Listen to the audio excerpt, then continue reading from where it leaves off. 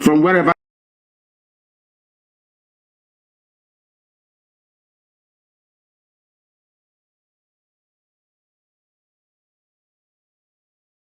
must ruthlessly prevent a change of use the people of the Middle Belt as willing tools and the people of South as conquered territory, and never let them rule over us. Never let them control their own future. Speech by Sir Ahmadu Bello on 12th October 1960.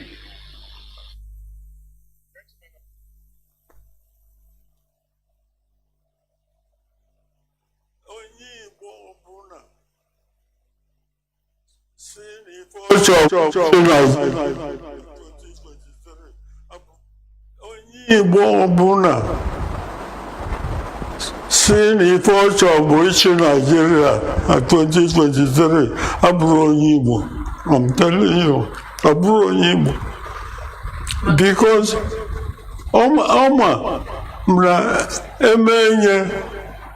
onye isi Nigeria ife agwara ya ka ọ ga-eme first o mere ya achụ anya impeach enyi ọpụba 1 month ọma na o nwere ike inyere ndị Igbo aka na-abụ usoro constitution ọ tụrụ anyị anya achụ anya onye ọbụla ma na nwere ife a ga-ejete na Nigeria ma constitution.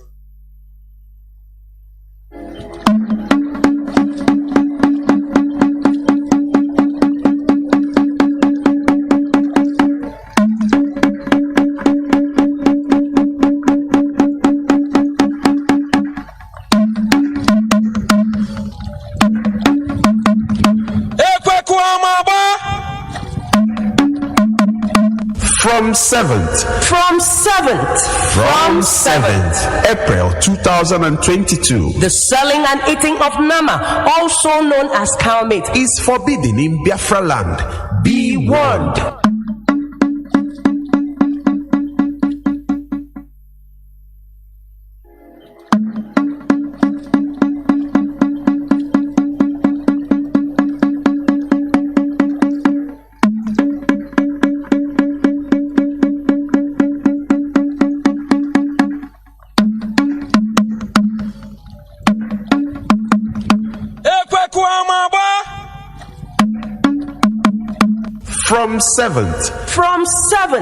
From 7th April 2022, the selling and eating of Nama, also known as cow meat, is forbidden in Biafra land.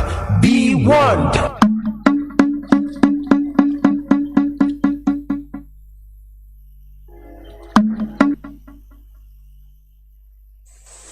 Anybody not following anything that DOS says goes. Anybody not following orders from Chike, Dosium, from DOS, you will be removed from IPOB and sanctioned appropriately. You know, before we remove you without knowing where you are. This time around, we will catch you before we remove you.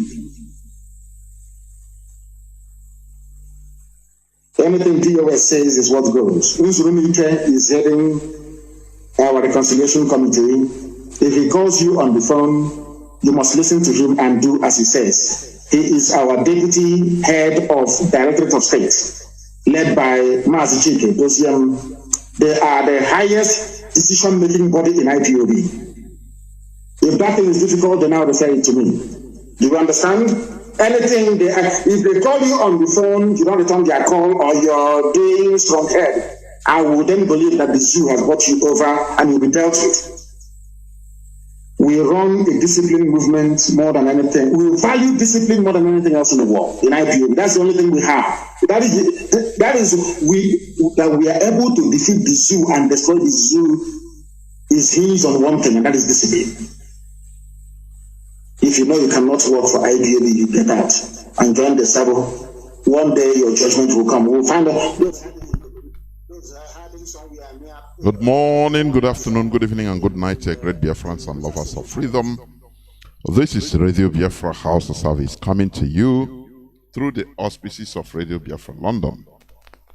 My name remains Mazi Johnathan from Olo province of Biafra land. Today is the 14th day of March in the year of our Lord 2022. I hereby welcome each and every one of you to welcome your friends and well-wishers, even your enemies, onto this hallowed platform. As our leader will say, the only criteria to listening to this platform is common sense. Without common sense, even if you have a PhD, 20 PhDs in different curriculum, I'm telling you, you will not understand what we are doing here. We are saying it as it is.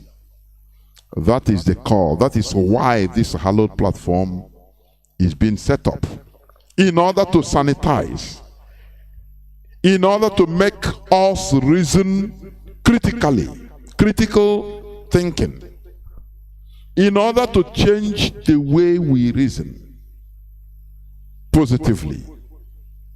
Because it's time, it's high time for us to do that. The biggest problem we are having, the biggest impediment that is causing our predicaments today is the way we reason. That is the reality. Until we start reasoning in another way, the right way. No way, honestly speaking. But this platform is set up by our leader, Mazi Nnamdi, in order to do the needful, to cause what we call mental revolution first. It's a precedent to the physical revolution that we are expecting, the restoration of Biafra. That is it. Therefore, what we do here, we are apolitical in the way we send out the message. Some people might find it offensive, but we cannot help it. What we are suffering today is highly more than what we are saying. You understand? Or the way we are saying things. What matters is the message. Grab the message. Don't worry about the messenger or the way he speaks it. That is the problem we have. Looking at the gesticulation, watching the way we preach the gospel here, it doesn't matter, please. What matters is the message. Therefore, today, we are going to try to understand the causes of our predicaments. That is going to be the topic of my submission or discussion we are going to have. Because I've been listening to people, calling on this hallowed platform, talking about the problem we are having today. How did it start? How it started? Or what is the cause? Why are we the way we are today? And I try to say, okay, let me dive into it, to talk about it, and also to open my lines thereafter so that people will contribute. Because the way we are as living as slaves in Nigeria is not normal, honestly speaking. Do you know that in some parts of the north, some call northerners, they don't pay light bill? They might be negligent. Or they pay very low. Everything being used, the money, I'm not talking about oil now. The tax in the south, is what is being used to maintain the whole Nigeria. Do you understand that? Some part of the north that they call one local government, you will see only few huts in the Sahel region. Only maybe 10 huts. It's a different local government. How many people are living there? Only maybe, they are not up to 2,000 people. Both male and female children, everybody. But they will, it's a local government. A different local government, they make the land, what they count is the land mass, not the people. Nigeria is absurd. I'm not saying the situation in Nigeria. No, I say Nigeria is absurd. You understand me? And people are comfortable. The politicians from Biafra land, they are comfortable seeing all this direct injustice, and they keep quiet. They don't do anything about it. If people want to rise up to, to protest or to do something about it, they say, no, wait, this is unity of one Nigeria. That is why today I want us to try to make sense out of the nonsense. That is why I captioned it, trying to understand the causes of our predicaments.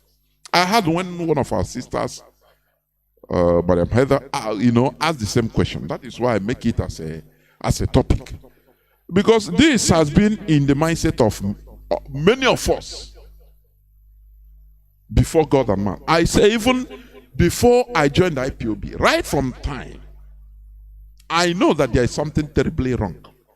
Right from time, there is something terribly wrong.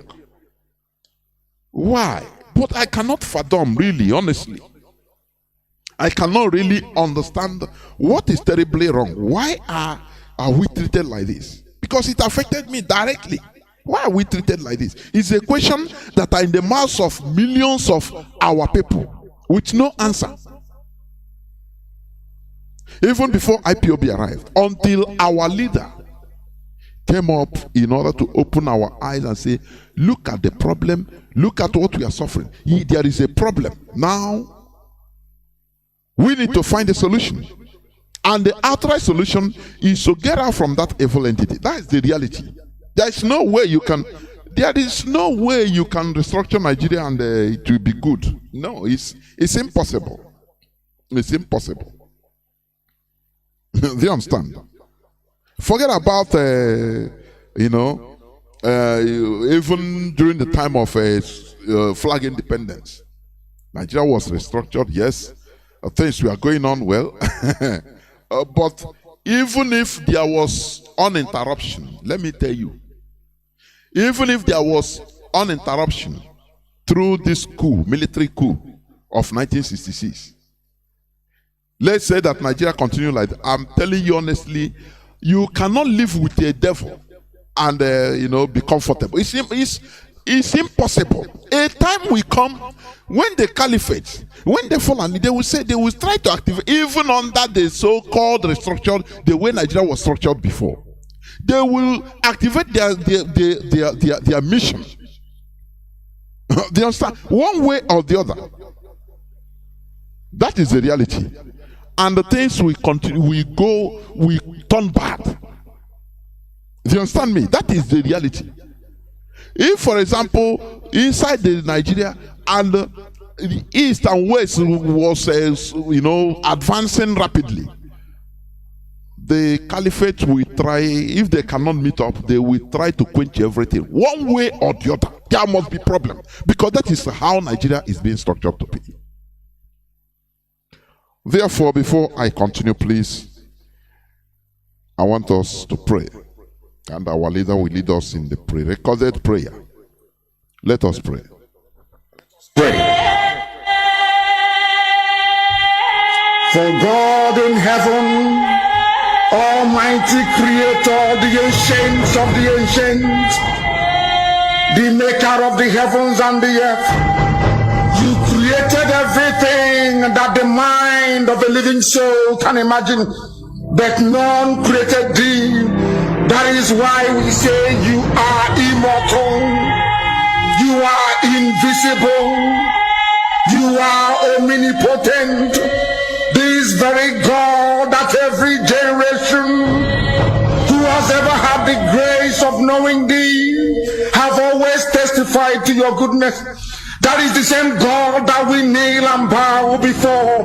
This God is our refuge and our strength, a very present help, even in this time of Janjaweed trouble, even in this time of Fulani rage and terrorism. Therefore we shall fear no evil. This Ipob shall fear no evil. Even if the whole world is against us, even if Britain intensifies their effort to cross this very light of hope in sub-Saharan Africa, even though they shake the mountains, even though the seas may rise, even though they may give all the weapons and ammunition to the zoological republic, no matter what they do, no matter how they foment their rage, it doesn't matter to us, for God is in the land of Biafra. We shall never ever be moved. This God of the ancients will help us now and forevermore, for Biafra shall come, and this Lord of hosts is with us.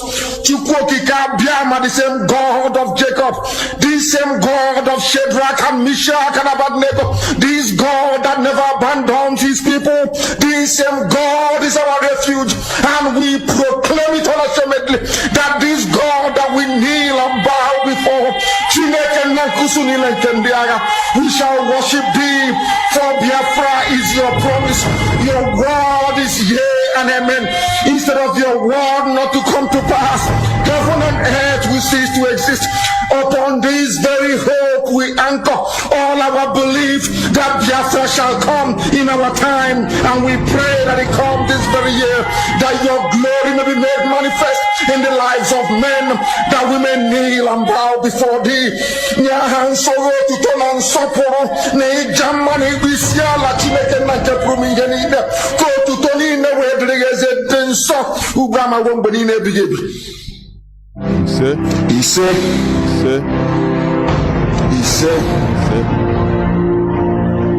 He said. Once again, I welcome each and every one of you to today's edition of Radio Biafra Hausa-Service, coming to you via the auspices of Radio Biafra London. My name remains Mazi Johnathan, and today is the 14th day of March 2022, being Monday. Before I go on, there is this news which many of us have read about. I hope it's authentic. The federal government inaugurates 35 hectares Imo Farm Estate. The federal government has initiated the restore of that 5-hectare Acharubo Emekuku integrated farm estate in Imo State, connecting with around 1,000 ranchers in the task. It said the rehabilitated farm estate, which was abandoned for 30 years, now has 6 poultry houses with 18 pens that contain about 15,000 beds, 3 goat houses with 196 goats, and 3 houses for pigs containing 108 pigs. These are a jargon, honestly speaking. These people, they don't. The Sariki Fulani of Imo State, the Supreme Court Governor of Imo State, is in a mission. Yes. Do you see the Caliphate Fulani? If you hold them this side, they come from the other side. What this man is doing is extremely nonsense. Because I believe that through here, before you know it, there will be military camp there. And it will be the place for the Fulanis. That is it. That is it. There's something smart they did here. They didn't write about cow. That's what I observe. They wrote about chicken, goats, pig. But they never talk about cow, so that people will be appeased, Oh, no, it doesn't. You know, our people are easily deceived. And this is one of our problems. Because we are easily deceived. I'm going to talk about it. Because today, as I said, the topic is the topic of my discussion. Trying to understand the causes of our predicaments. Because everybody agree that we are in a predicament, in a problem. Or the problem is identifying the root cause. The solution, we have had the solution. That's it. Solution is Biafra. Now, why we also talk about all these things, so that people will understand. Because as I said before, here, what we are doing is the most difficult job. Do you understand? The most difficult job of trying to make us reason in another way. Enlightenment. It is with enlightenment that our leader gathered us together. Do you understand? Enlightenment. Preaching of the truth, which is scientific, factual. In as much as you hate the way it can insult, it can do this and that, but when you listen to the substance of what he's saying, you say, nah, what this man is saying is true too. That is the only thing that matters. That is the only thing that matters. As you confirm it, now what they preach here is true. It doesn't matter what the language we use or the tune we use. That is not, all these are insignificant. What matters is what we are preaching. So this man who puts on him in order to try to appease, deceive. No, I'm not saying even appeasing. Deceive. They smartly remove anything concerning cow. Because they know that from next month, after the deadline, that any Fulani cow becomes a fair game in our land. That is the reality. People know what to do. Because once anything is banned, it's banned. We are the people. We are everywhere. So we shouldn't start, crying for DOS to come and enforce it for us. Oh, please bring ESN. No. Enforcement is for everybody. Once IPOB pronounces, like this ban on cow, Fulani cow, Nama, not a Igbo, there must be difference. Now everybody can become an enforcer. If you go buy cow, say you want to do ceremony or you are killing it to do this and that, anything that you see, it will be a problem. That is the reality. Because everybody now will be on the watch out. We are the grassroots, we are the people. So what Opus Odima is doing, the normal thing, deception, Ruga in disguise. Because this is part of the thing, part of why he is there. But are we going to allow this? The answer is no. Our people, why we are doing, because our people have over-concentrated on buying food. Do you understand me? I could remember when I was growing in our village. Hardly we buy, only maybe sometimes fish or meat. Sometimes even without fish or meat, you know, my mother will cook very tasty food, tasty soup with local things from the locality, snail, arrow, everything which we gather. But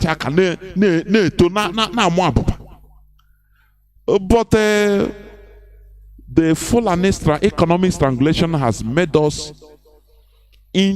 pushed everybody into believing that we pursue only paper money.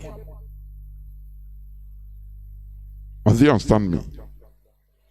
And I know this experience everybody, I know everybody in the diaspora is having it, many people. Our people that depends on send me. When you ask them, things are costly. They are costly. You say, so you cannot farm yam, there is land. Lying fallow. You cannot farm yam and cassava. Everything you buy, because every time you receive, receive cocoa a lot. These are the things that contributed to our people's laziness. Do you understand? You can buy. What we are trying to do is to reverse this destruction. I call it destruction, devastation. Because when we allow our enemies to be the source of our food, we are finished. Have you seen how many times they will threaten? Oh, we will cut up sending onions and tomato. We will not send yam. We will not send food stuff. Imagine that we are depending on them completely. Imagine. These people, they are strategic. That has been the reason why they dispatched their headsmen, terrorist headsmen, Fulani headsmen, to go and continue causing mayhem, killing, so that in order to implant fear in our people, so that we stop going to farms, they will occupy the bushes. And now, no feeding, because what happens in the forest is what sustains the people life. That is what sustains life. Do you understand? These people, they are strategic, but IPOB is more strategic than them. We have understood them. Our eyes are shining like a torch every time, watching which hand they carry come. As we said the other day, what they carry come today now, hunting. They are hunting. Now they know they are hunting. Do you know now normally even hunting should be regulated? Every fishing, hunting should be regulated in a good system of government. Hunting is regulated because you shouldn't allow animals to be killed anyhow. You should take permit before hunting. All these things are what we should do when we control our destiny. When we have Biafra, fishing, it should be regulated in our rivers and streams. There's a river that passes a rush. Sometimes even you cannot even see big fish again because of overfishing. I could remember when we are small. Sometimes I say, when you go to rush, you see dead fish rising up. No control. Not today they started dealing with us, I'm telling you. And we are laughing. We are laughing into extinction. But today, thank God that our leader, Mazi Nnamdi Kanu, has opened our eyes. And all of us now are naked wire watching. Watching whatever they want to do. Therefore, we must continue. This so-called hectare in Imo State, in a great farm, this and that, this is part of the Ruga. We should rise up and say no to this. That's the reality. Before I start, I will say stop calling these people the House of Fulani. There is nothing like a House of Fulani as a people, as one people. What we have are the Hausa and Fulani as different ethnicities, different people, different tribes. The history of the presence of the Fulani in Hausa land started only 1804. The apex, their presence of Ottoman and Fudio, who came using religion in order to manipulate the Hausas into killing themselves and conquering themselves for the Fulani Caliphate, which the Fulani, they are enjoying today. You go to some places, Hausa communities and other ethnicities that are non-Fulani. But one Fulani, the Emir is a Fulani man. Every other indigenous is a Hausa, but their Emir, their king, is a Fulani man. They turned them into slaves, Almajiris. Please stop calling them the House of Fulani. And the Hausas should take the bull by the horn. by turning against their subjugators. The Fulani, they are not your friends. They are not your siblings. Forget about the intermarriage that was initiated by Ottoman Danfodio in order to compromise, to blur the line between the Hausa and the Fulani, so that they will be calling Hausa Fulani. That is a deception. Why is it? Ask yourself, why is it that in every Hausa community or non-Fulani community in the north and middle belt, they are encroaching even down to Benue. Their Sarikin, their emir is always a Fulani. Even their governors, politicians, and a few of the indigenous people that are compromised, saboteurs. Do you understand? Why is it so? If you are the same, you are not the same. This is a grand deception. Please stop falling for their deception. Today, what is happening in the north, even news doesn't carry it any longer. They massacre. They are wiping out communities. They're Fulani on the rampage. Bandits on the rampage. Have you ever seen where they say, we captured bandits? No. They proscribe them, bandits. All you hear in the news is, bandits were bombed and many killed. These are just talk, no video, nothing, only talk to deceive the gullible. These bandits, these are the Fulani, organized Fulani jihadis. They are using state power, state resources, organizing them and funding them, providing everything and covering them up. Do you understand? Please stop calling them Hausa Fulani. The Hausas and other ethnicities in the north should rise up against their oppressor. The oppressor is the Fulani and nothing more. You continue aligning with them. They use you. They call you willing tools. They use you at will. When they want, they call, we not. We not. We are saying we not. No. But after, when they get what they want, with your help, now they take 100 billion naira as Mietiala. Now they become Fulani, becomes the identity. No more not. Do you understand? No more House of Fulani. Do you see how smart they are? Exploiting you, killing you. Many communities in the north are being wiped out daily, occupied by the Fulani jihadis. They replace them, whereas the original owners of the land are in the refugee camps. Do you see what they are committing? And the Nigerian media, they don't dare talk about it. They are afraid because they have warned them several times. Stop talking in it, all these killings in the north. And they stopped it. Only the one that are maybe somebody individual with video and put on social media. The Nigerian media will pick it from there and say, according to social media user, people were killed. And I also watch what is happening in Edo State, in Edo. Quietly, the Fulani, they are on the rampage. In Edo, even Edo, they go on the rampage, killing people, and they don't act. You saw corpses littered everywhere in the streets of one community in Edo. And you wonder what is happening.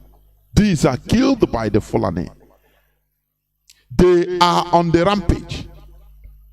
These people, they cause confusion between us. They will come and tell you, hey, Igbos are your problem. Don't allow Igbos. As you are watching Igbos, to keep your eye on the Igbos, they are striking you from behind. Who is the stupid person? Anyway, a word is sufficient for the wise. Our leader have been preaching this for many years, and we continue. Therefore, as I said, the topic of the discussion of today will be trying to understand the causes of our predicaments. It is a cause for concern why we are in this mess. And many of our people still didn't understand. They are still going on, ignorance. They are still doing things, selling their own people, selling their brother. Look at Devil Mai. After everything, after killing Sin Ebony, after boasting that he will destroy IPOB, for what? No, these people, they are too arrogant. They don't engage in any meaningful argument or discussion. Okay, our leader have been sounding right from the one. Please, I need people to come and debate with me, to convince me on why I should drop this agitation. If your argument is superior to mine, I will bow out. Is this not fair play? Is what no person. Instead, this idea, what are you agitating for? This and that, we will crush all of you. Is that how to stop something? Is that how to convince the people that you are, you have good intention for us? Now tell us the advantages we have. Tell us why we should remain in the same one quagmire called Nigeria. No, all is by force. Instead, you bring python dance, you bring a bubago. That one is not you bring every time you bring telephone to report, to track and kill. You can never destroy an ideology with force, brutal force. It's impossible. If ideology would have been destroyed, there wouldn't have been nothing like Judaism even. The mainstream Judaism. Because they suffered persecutions all over Europe for more than 2,000 years. But today they have a powerful country. Sometimes I say human beings, they don't learn from history. I'm telling you honestly. Because they are arrogant. Only when you are reading it, when it has passed, it becomes written in history. Why this man behave like this now? Wow. But in your own time, if you are in the shoe, you will behave the same way. Even as you have read the history, you still behaving the same way. Now, as I said, trying to understand the causes of our predicaments. Now, first of all, I want us to talk a bit about our way of life. Our way of life. Biafrans, when we talk about Igbo, please know that I'm talking about the entirety of everybody, Biafra. Our way of life. Do you know we never conquered anybody? As Igbos, we never conquered anybody.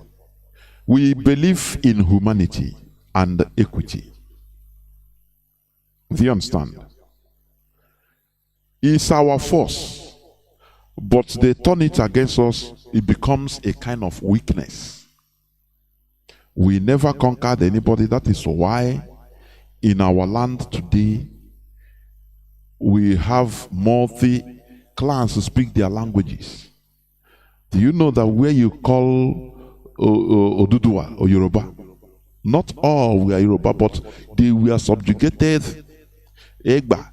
Many of them, they are different languages, but they forced them under conquest to be speaking the same language.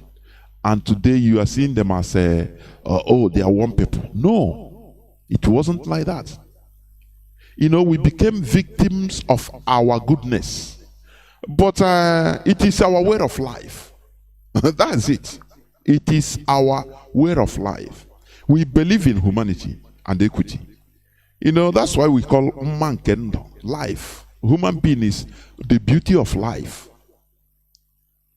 But nonetheless, we also suffer from primitive selfishness, which is universal to mankind.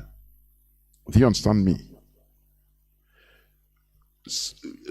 This selfishness, it is not only limited to us. It is everywhere in the world. Let me tell you. It is everywhere in the world. This selfishness, primitive selfishness, it is everywhere. But the issue is that our own still stuck. The Europeans, they were highly selfish. That is why, do you know that the Europeans, they fought many more wars than even Africa? Tribal wars and religious wars. They fought among themselves. They killed themselves. Do you know that even the colonization of many countries, Americas, Africa, many people they exported, they were forced into exile, even in the America today, from Europe, that formed the colonies. It's just like that. They pursued their own people, say you must go that far place. Instead of killing them, now they throw them inside there. People that had slightly different opinion religiously, the Huguenots also, they suffer the same thing. Many of them were thrown into South Africa today. The people you call the Africans today. The Boers from Netherlands mostly, and England, and France. So, this thing is selfishness. So, but the issue with our own is that we were deceived. We believe every human being that we are the same. We trust people, even strangers, because we didn't have the mindset of conquest. No. Had it been, the Europeans, they were monarchical right from time. Do you understand? Just like the Fulani. That is why they never welcome any opposing ideology. They fight it. Because it is either it will become their own way or nothing. That is the way they behave. But in our own, we work, live and let live. Do you see? The way we reason, our way of life, we become victim of that our way of life. When we, let me continue. Some of our ancestors, we should say, collaborated in transatlantic slave trading with the almost innocent intention of making some money with the sales of criminals, outlaws, and slaves. Slave, we call it indentured servitude. What mutated into boy today. Do you understand? It is not real slavery. Because in our land we didn't have prisons. We either send people into exile. Do you understand? Even some part of our land, some parts of our land, some parts, they don't even practice this type of outlawing or slavery. So any person that is suffering from maybe because of death or they want to enslave him, he will run to that side and be a free person. Slavery, we call it indentured servitude. Let me explain to you. It's just like boy. It is what mutated into boy today. Do you understand? This indentured servitude. I want to explain a bit about it so that because we should understand. I am talking about trying to understand the cause or some of the causes of our predicaments today. Because it has been a question being asked by everybody, including me. Why are we in this situation? But when you start recollecting, when you start researching, when you start thinking, now many things start coming to you, becoming clearer. This indentured servitude is a form of labor in which a person is contracted to work without salary for a specific number of years. Do you understand? The contract called indenture may be entered voluntarily or eventual compensation or debt repayment, or it may be imposed as a judicial punishment. That is what we are practicing. The time the Europeans were savages. You understand? We are practicing this. We never, enslave anybody. Instead, it depends on what you did. The punishment our people will give to you is either exiling you, or we put you into indentured servitude, whereby you do either community work or serve one thing or the other, with a person or for a person for a period of time. After you become free, you go move around. So this mentality is what deceived our people. That is what I found out. It's what deceived our ancestors during the first time of taking our people, selling them into slavery. Listen attentively, please. When the Europeans came, colonization started about 19th century, 1845, 46. The Berlin Conference, they shared Africa now. After now, they came down in order to enforce the borders. That's when the real fighting started. But before that time, the Europeans, they have been coming to West Africa since the advent of the first Europeans, the Portuguese, from 15th century, 14 something. You understand? They came for business as usual, as they were roaming around the world, because it is the same selfishness that we are pursuing them to go and look for what to eat. That is the reality. But in their own, they organize it. It was organized. They will send out even hardened criminals. They will send out rapists. Many people they send abroad at that time to go and into the colonies. Many of them are rapists. That is why when you hear Port Harcourt, they were rapists. I mean, what do you call it? Pedophile. I should say pedophile. They were one criminal or the other. These are the people they send to outside. That is why when they go, they slaughter without pity. Because these were killers in Europe. Do you understand? So now they turn these things, they turn these people, they are criminals, to bring gain for them, benefit for them, in exchange for their freedom. Just like China is doing. China, many people you are seeing as Chinese working in Nigeria, doing different works, construction or this and that. Some of them are prisoners in China.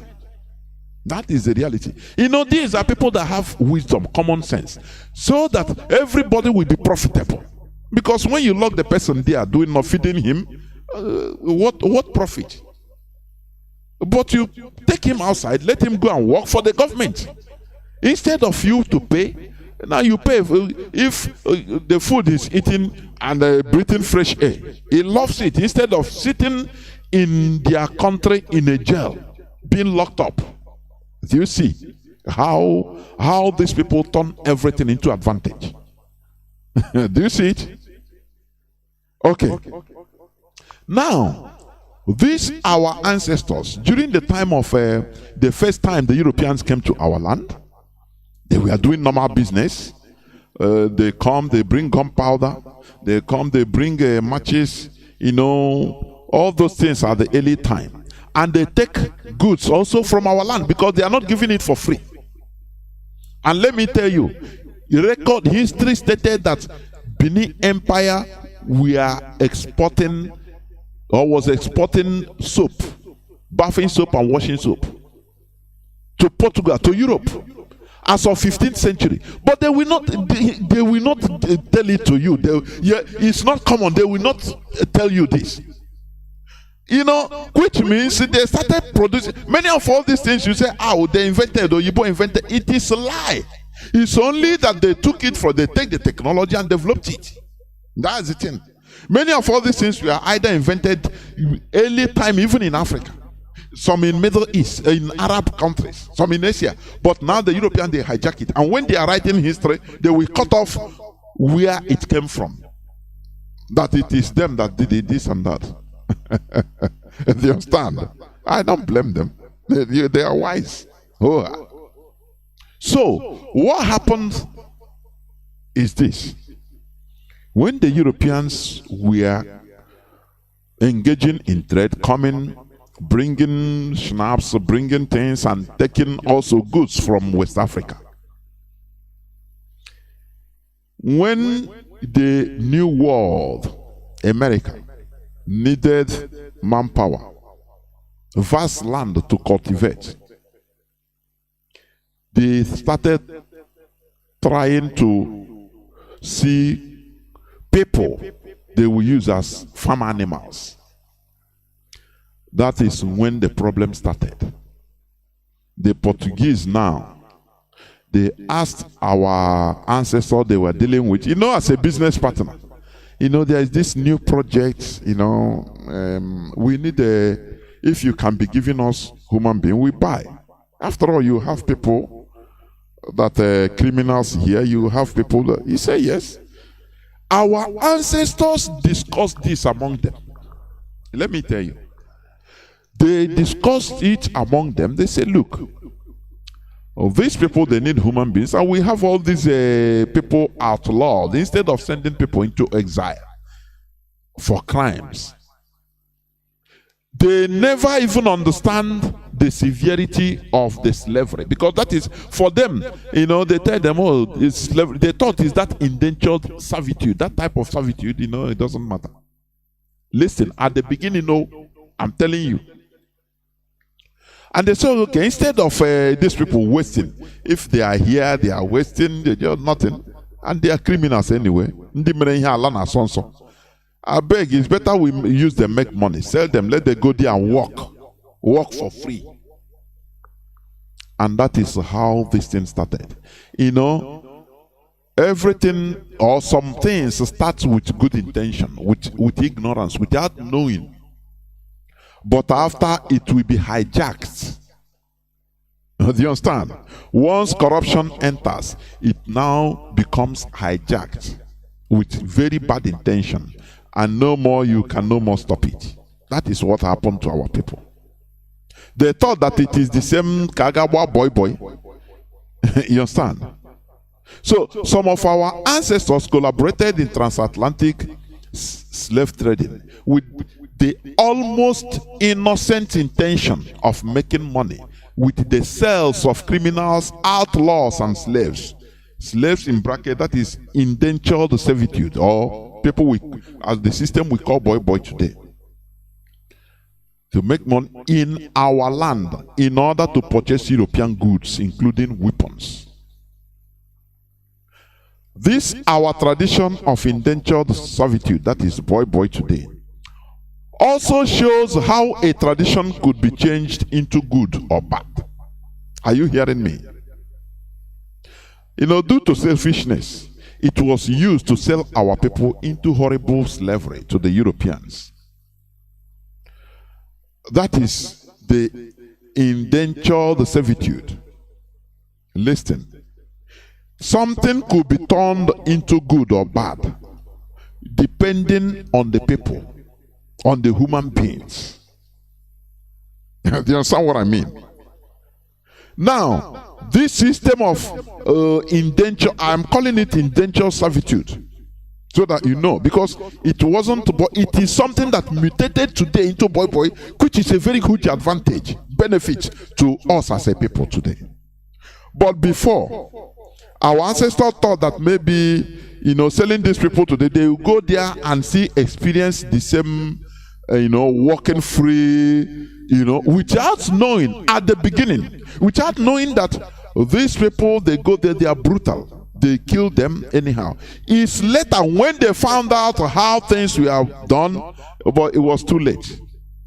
They can no more stop it. Because by now, as they started it, now cleverly, the Europeans, what they did is, when they came back, they brought more sophisticated weapons. Say, look, take these weapons, go and,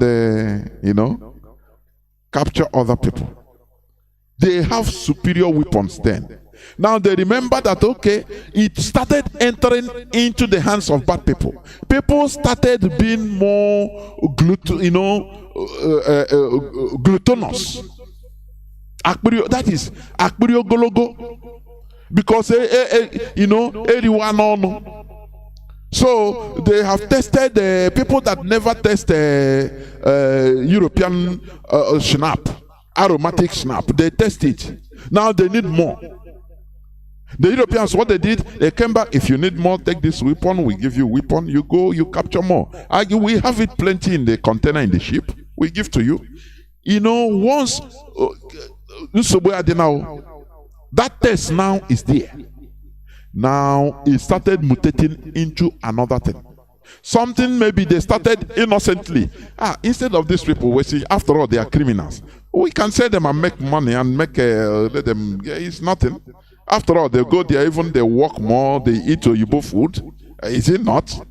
Do you understand? They eat and,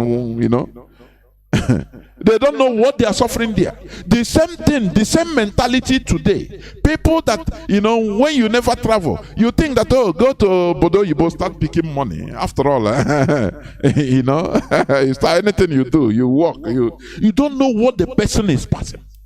Only the humiliation where it's working. The unspoken discrimination against the person. You don't know. But as far as where you are there, you don't know.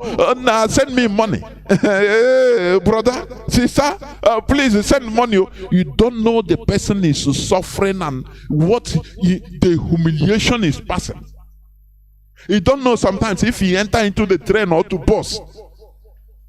Maybe they will vacate. White people around him will just move out. Some will move out and close here, as if he's a leprous person because he's just a black person. You don't know all the sufferings. All that matters to you is send the money, send money. That is exactly the mentality our people was having that time. Anyway, if we say them, they go there. Is it not? They will enjoy with after all aromatic snap food there. This they will drink plenty there. I beg, make we sell them. Innocently, they didn't know that they are going there to die, to walk to death.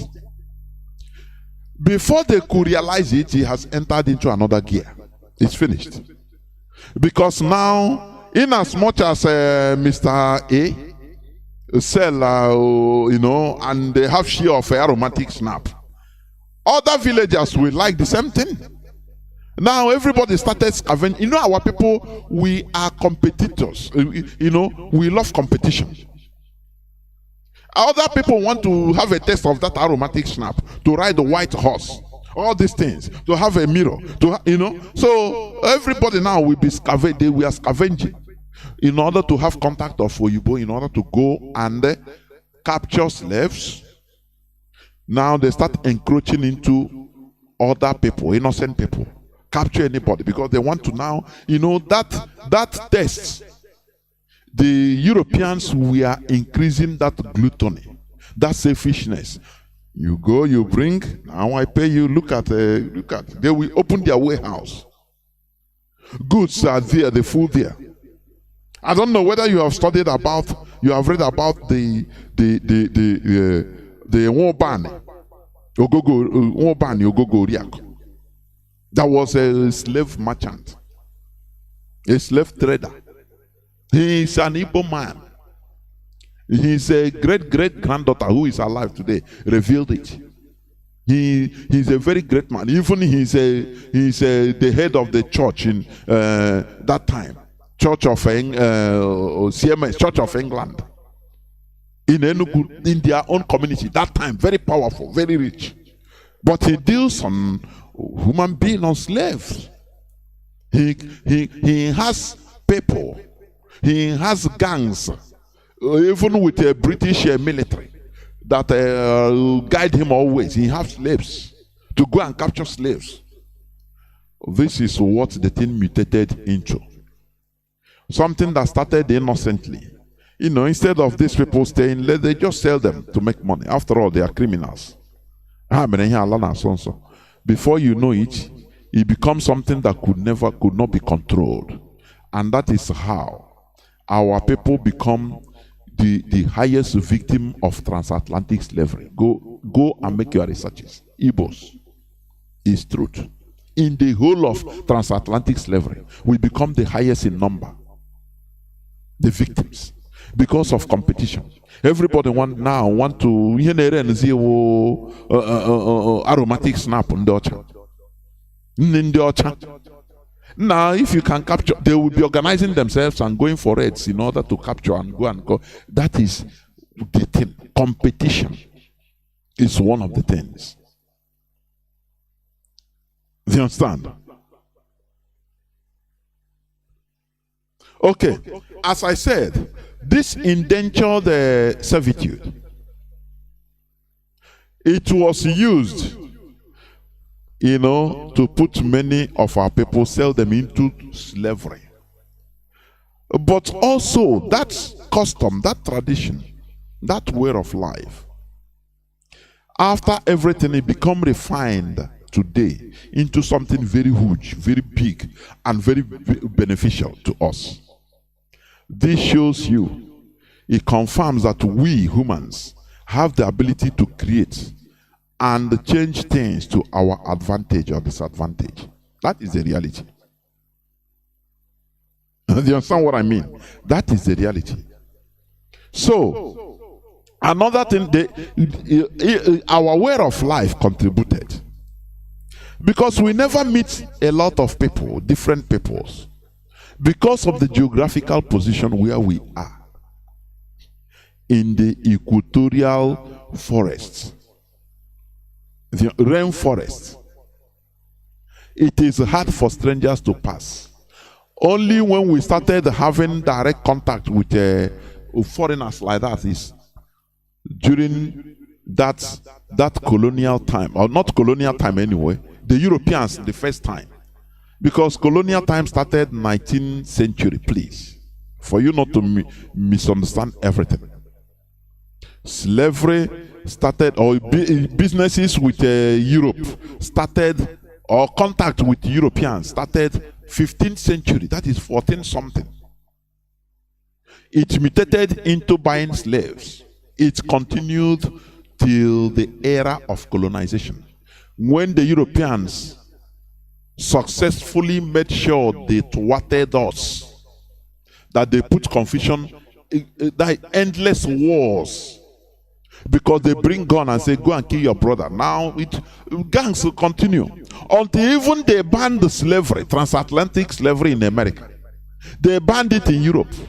But Africans, we are still, because hey, we are gone.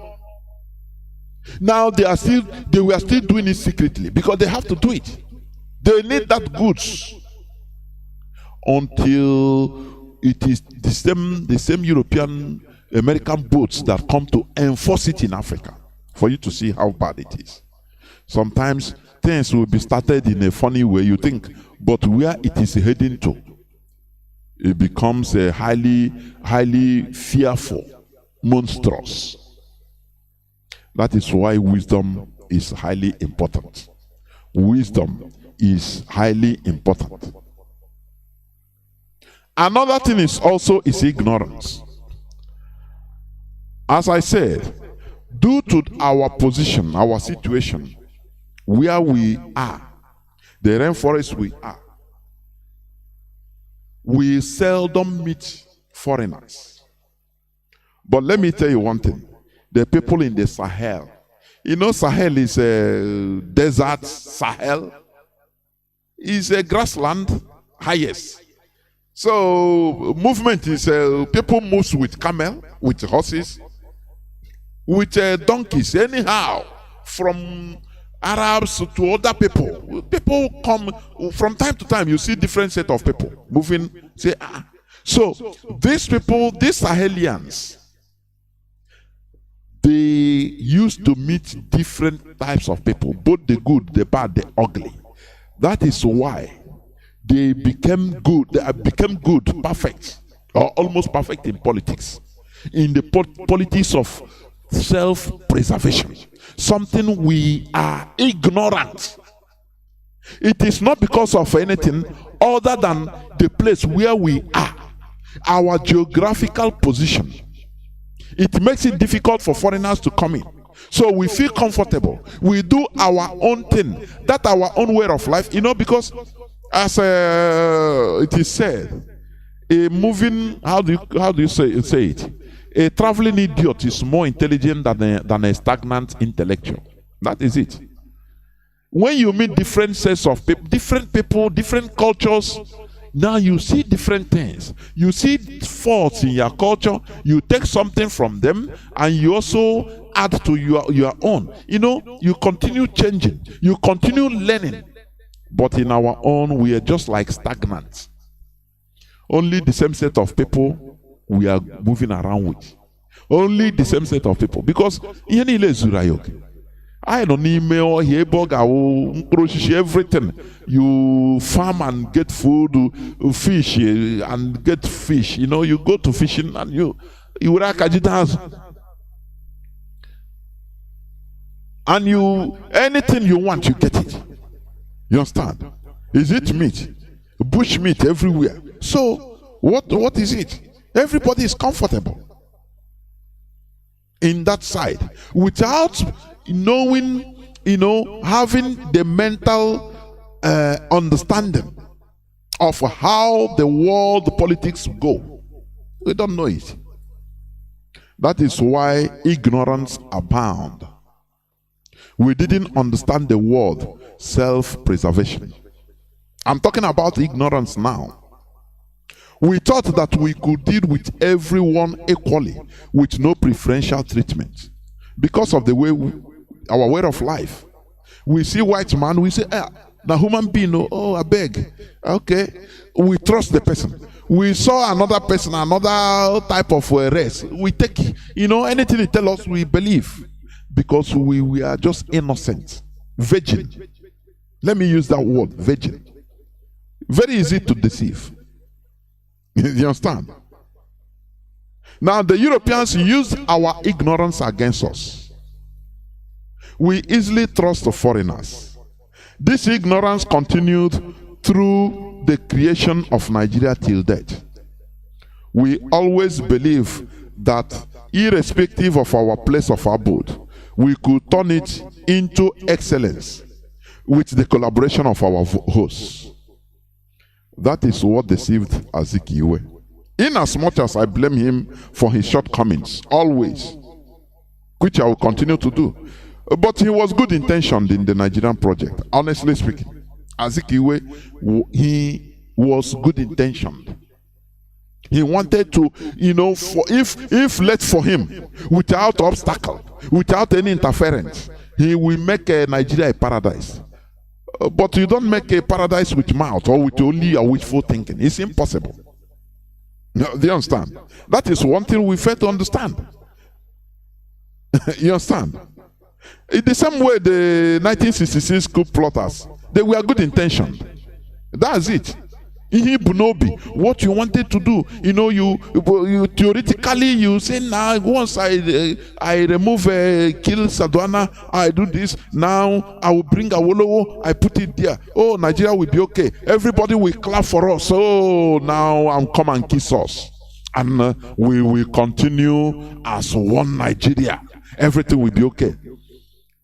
That is ignorance. Do you understand? That is pure ignorance. You are being good intention doesn't too much matter. There is a difference between your good intention or your good intention thoughts and your actions towards achieving that good intention. Because these actions could be sabotaged, twisted or misunderstood. This is where wisdom plays a very important role, which Azikiwe and most other Igbo political elites lack. They lack it. You might have good intention. As Azikiwe, he had good intention for Nigeria. It's a weakness because of ignorance. You understand? You don't ask yourself, what is the practicability? He believed that, okay, I schooled in Harvard. So, even the British, they respect me. Because maybe he went to the British parliament and addressed them. Oh, they clap. He thought that is Otakilu. I mean, Otakilu.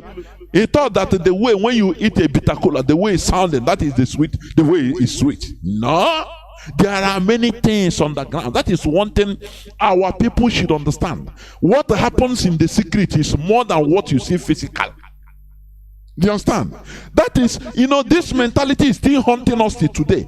That is why our people want us to come up on radio, the leadership to come and expose everything. Everything they want to do, they expose it. They don't know that the actions that are secret is more important than what you even say, talk on air. It's a very weak point, and that is ignorance. It's part of the things that is troubling us today. I'm telling you honestly. It's part of it. That is why a freedom fighting outfit, our leader have to come out every time in order to announce the bank account, which is absurd in every freedom fighting outfit. Absurd.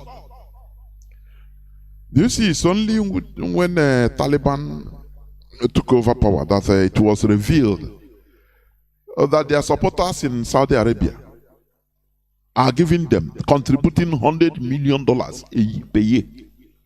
Secretly. They didn't go on the air to say, this is our bank account. No. All these are secrets. Normally, a freedom fighting outfit shouldn't be coming out on air even to be pronouncing our bank account. But how can you, if you don't do it, others will bring a float to any other thing and use it to dupe everybody. That is the mentality we are suffering today. I used to tell people the most important job in this restoration effort is what is being done in this region. People might not understand it, but it is true. Trying to restore our brain, that is the most important thing. Because if we don't do this now, and Biafra is restored, believe you me, the scale you never experience. Even some people, when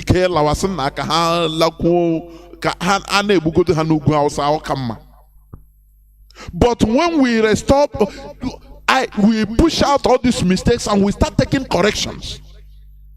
In a way we reason. Start reasoning in different ways. I'm telling you, that is number one progress. And the most important. Revolution of the mind, of mental revolution.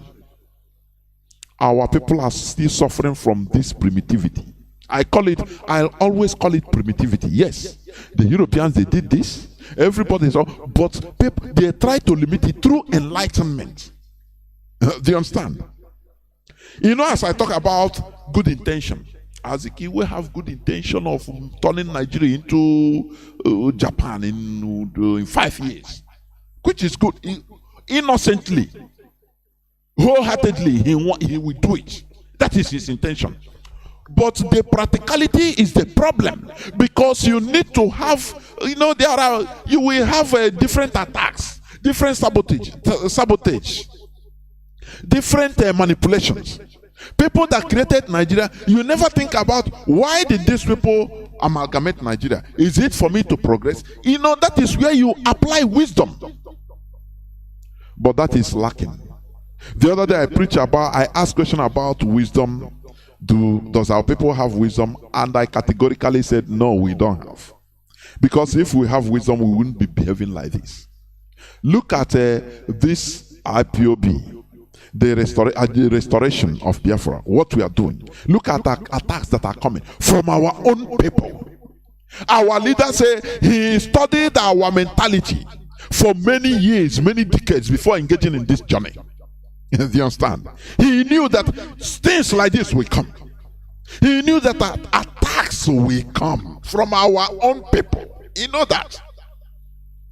That's why he always admonitions, remain strong. Do not fall for propaganda. Because all these things will come. People will come, people that have a jealousy.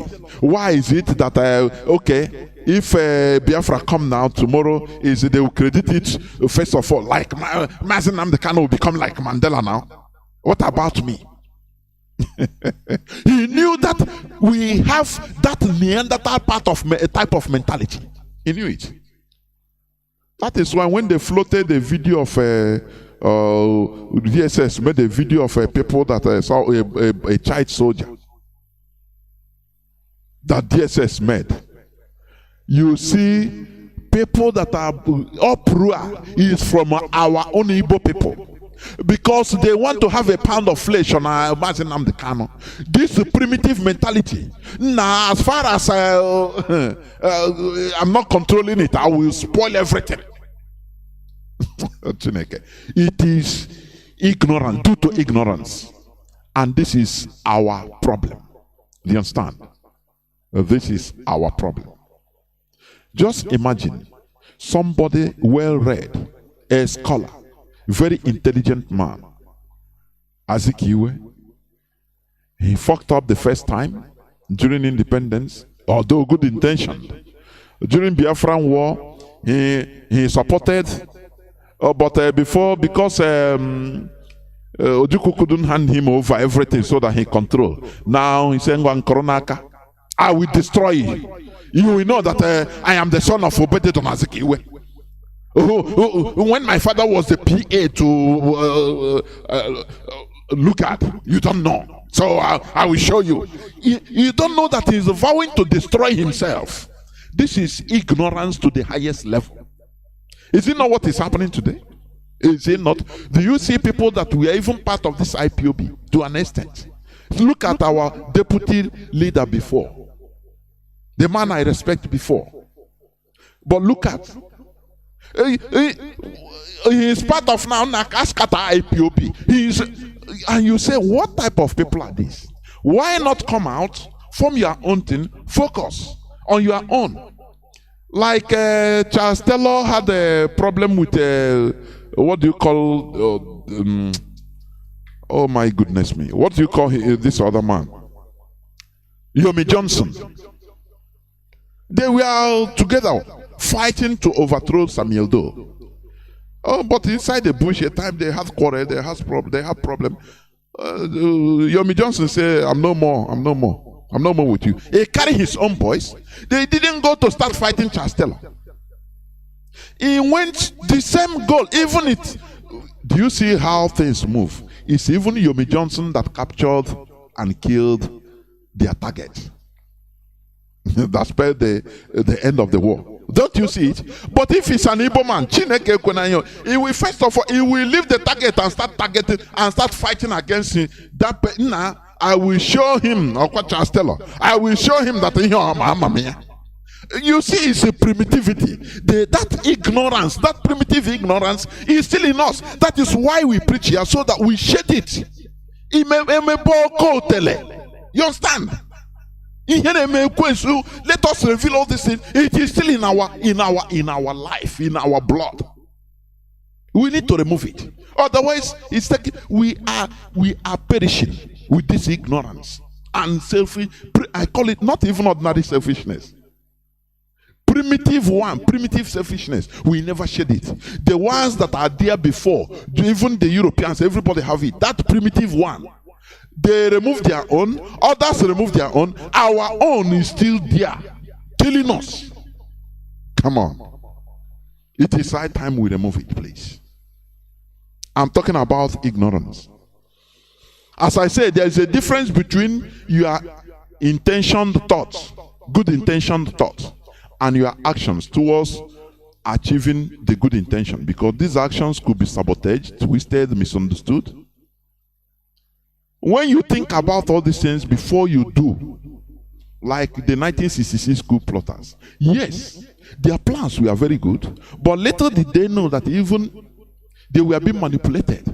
But if there is wisdom, they would have understood that, look, instead of doing it like this, why not we do it like this? Why not we do it like this? You apply wisdom.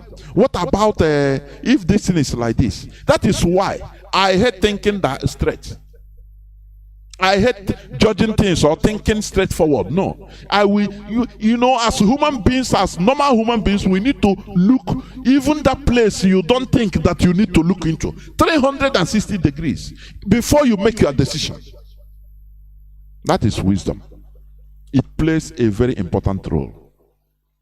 But lo and behold, Azikiwe and most other Igbo elites, they lack this wisdom.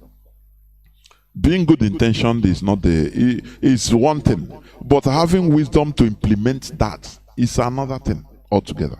Because know that whatever you are doing, as far as it is about, gathering of people, it concerns a set of people. There must be, leakages somewhere. There must be attacks somewhere. There must be one thing or the other, blockades one way or the other, somewhere. You ask yourself, how am I going to jump over these blockades in case all these things come?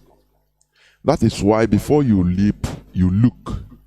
Not only when you finish, we Igbos, we do something straightforward, thinking that the way my mind is the way that person's mind is. No. You have to take into consideration many things, and this thing we lack it, and it is one of the things that is plaguing us today. And you understand? That is why some politicians, when you look at them, some of them will have good intention.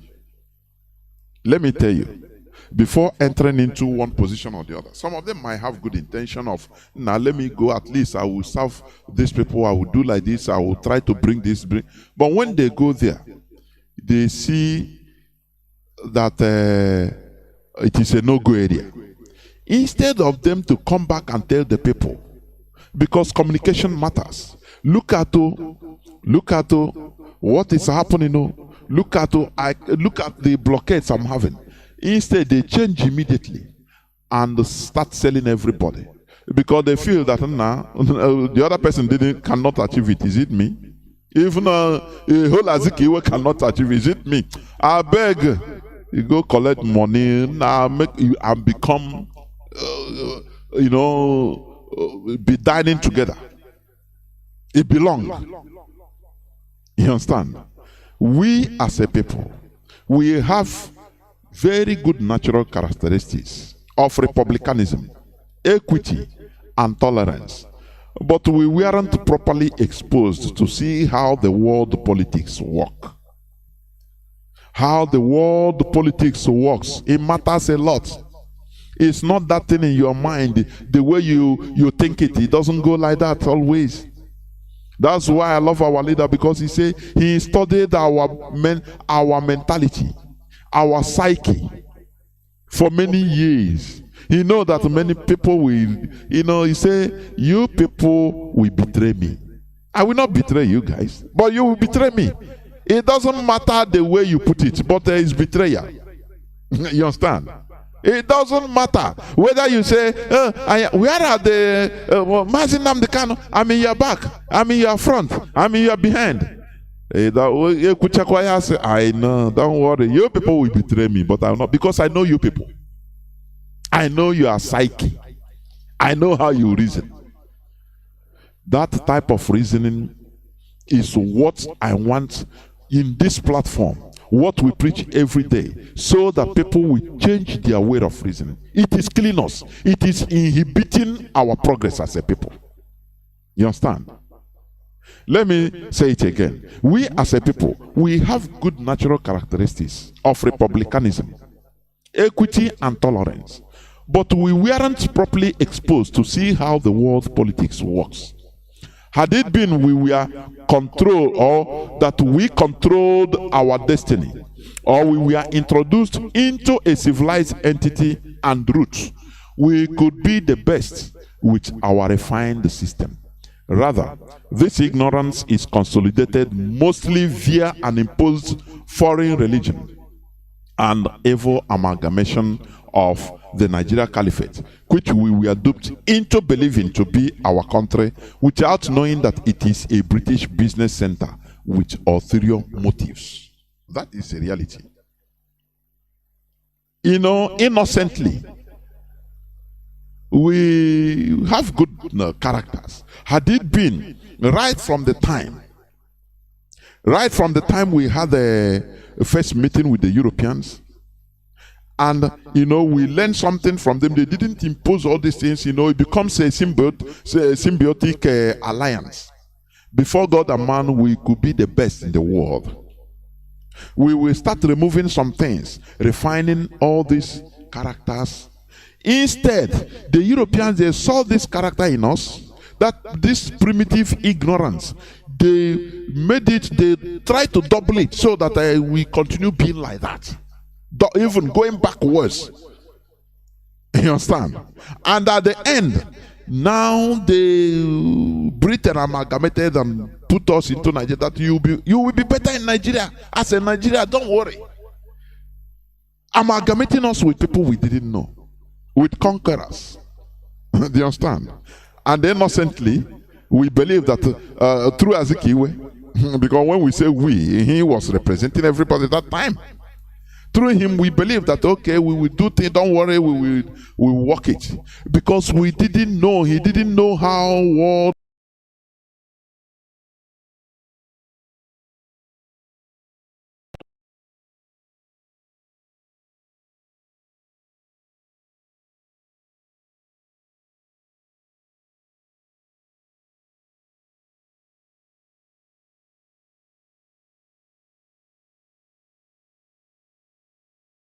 Not that we cast our passion, but we are talking about it's reality. There is a clip I played before I started. It's one Reverend Father. The Reverend Father, sometimes he talks very well. Is it too Loma? I don't know. In Abuja. He said that some people, many pastors and that the Jews, every time he says casting out demon that is troubling your life, this and that. But instead of them to understand or to tell people that, look, the demons you are having is physical, it's not spiritual. The demon of Tinubu, the demon of Kanu, these are demons. The politicians you are seeing, they are the people that are sucking your blood. The money that is meant for hospital, they will pocket it. And they will come and give you 1,000 naira for election and you take. These are demons. So, do you understand? If all this, for example, clergy, they are opening the people's eyes, I'm telling you honestly, things will be okay. But do you know what? They use this religion. They impose this religion on us. It's a foreign religion. Now, the worst part of it is that this religion turned us into rebels fighting against our own traditions and culture. That is, there's no way we can say talk and even didn't come to religion. It's something like this is impossible because it's playing a very big role in making sure that our eyes are blocked. Do you understand? How can you turn against your culture, your tradition? They tell you that everything is evil. Everything concerning you is evil. Do you know what they did at that early time? Just as our sister, Wada Maryam, when she explained, of which we discussed that day, I think last Saturday. These people, at the early time, we have our system of Ingui. If they say, if you are not guilty, okay, come and swear oath in front of this shrine. Once you do it, and a specific number of days pass and nothing happens to you, you are vindicated. Now, the clever thing these Europeans did is this. As they came with their missionaries, They were colonizing, and the missionaries were doing their mental work of preaching. No, stop fighting. Don't fight them. They are God sent. These are your... Okay. Whenever there is the bad people, the bad guys, the criminals in our land, now instead of them to go and sway as the normal in order to remove evil in our land, they will run away and enter that mission, enter one church mission.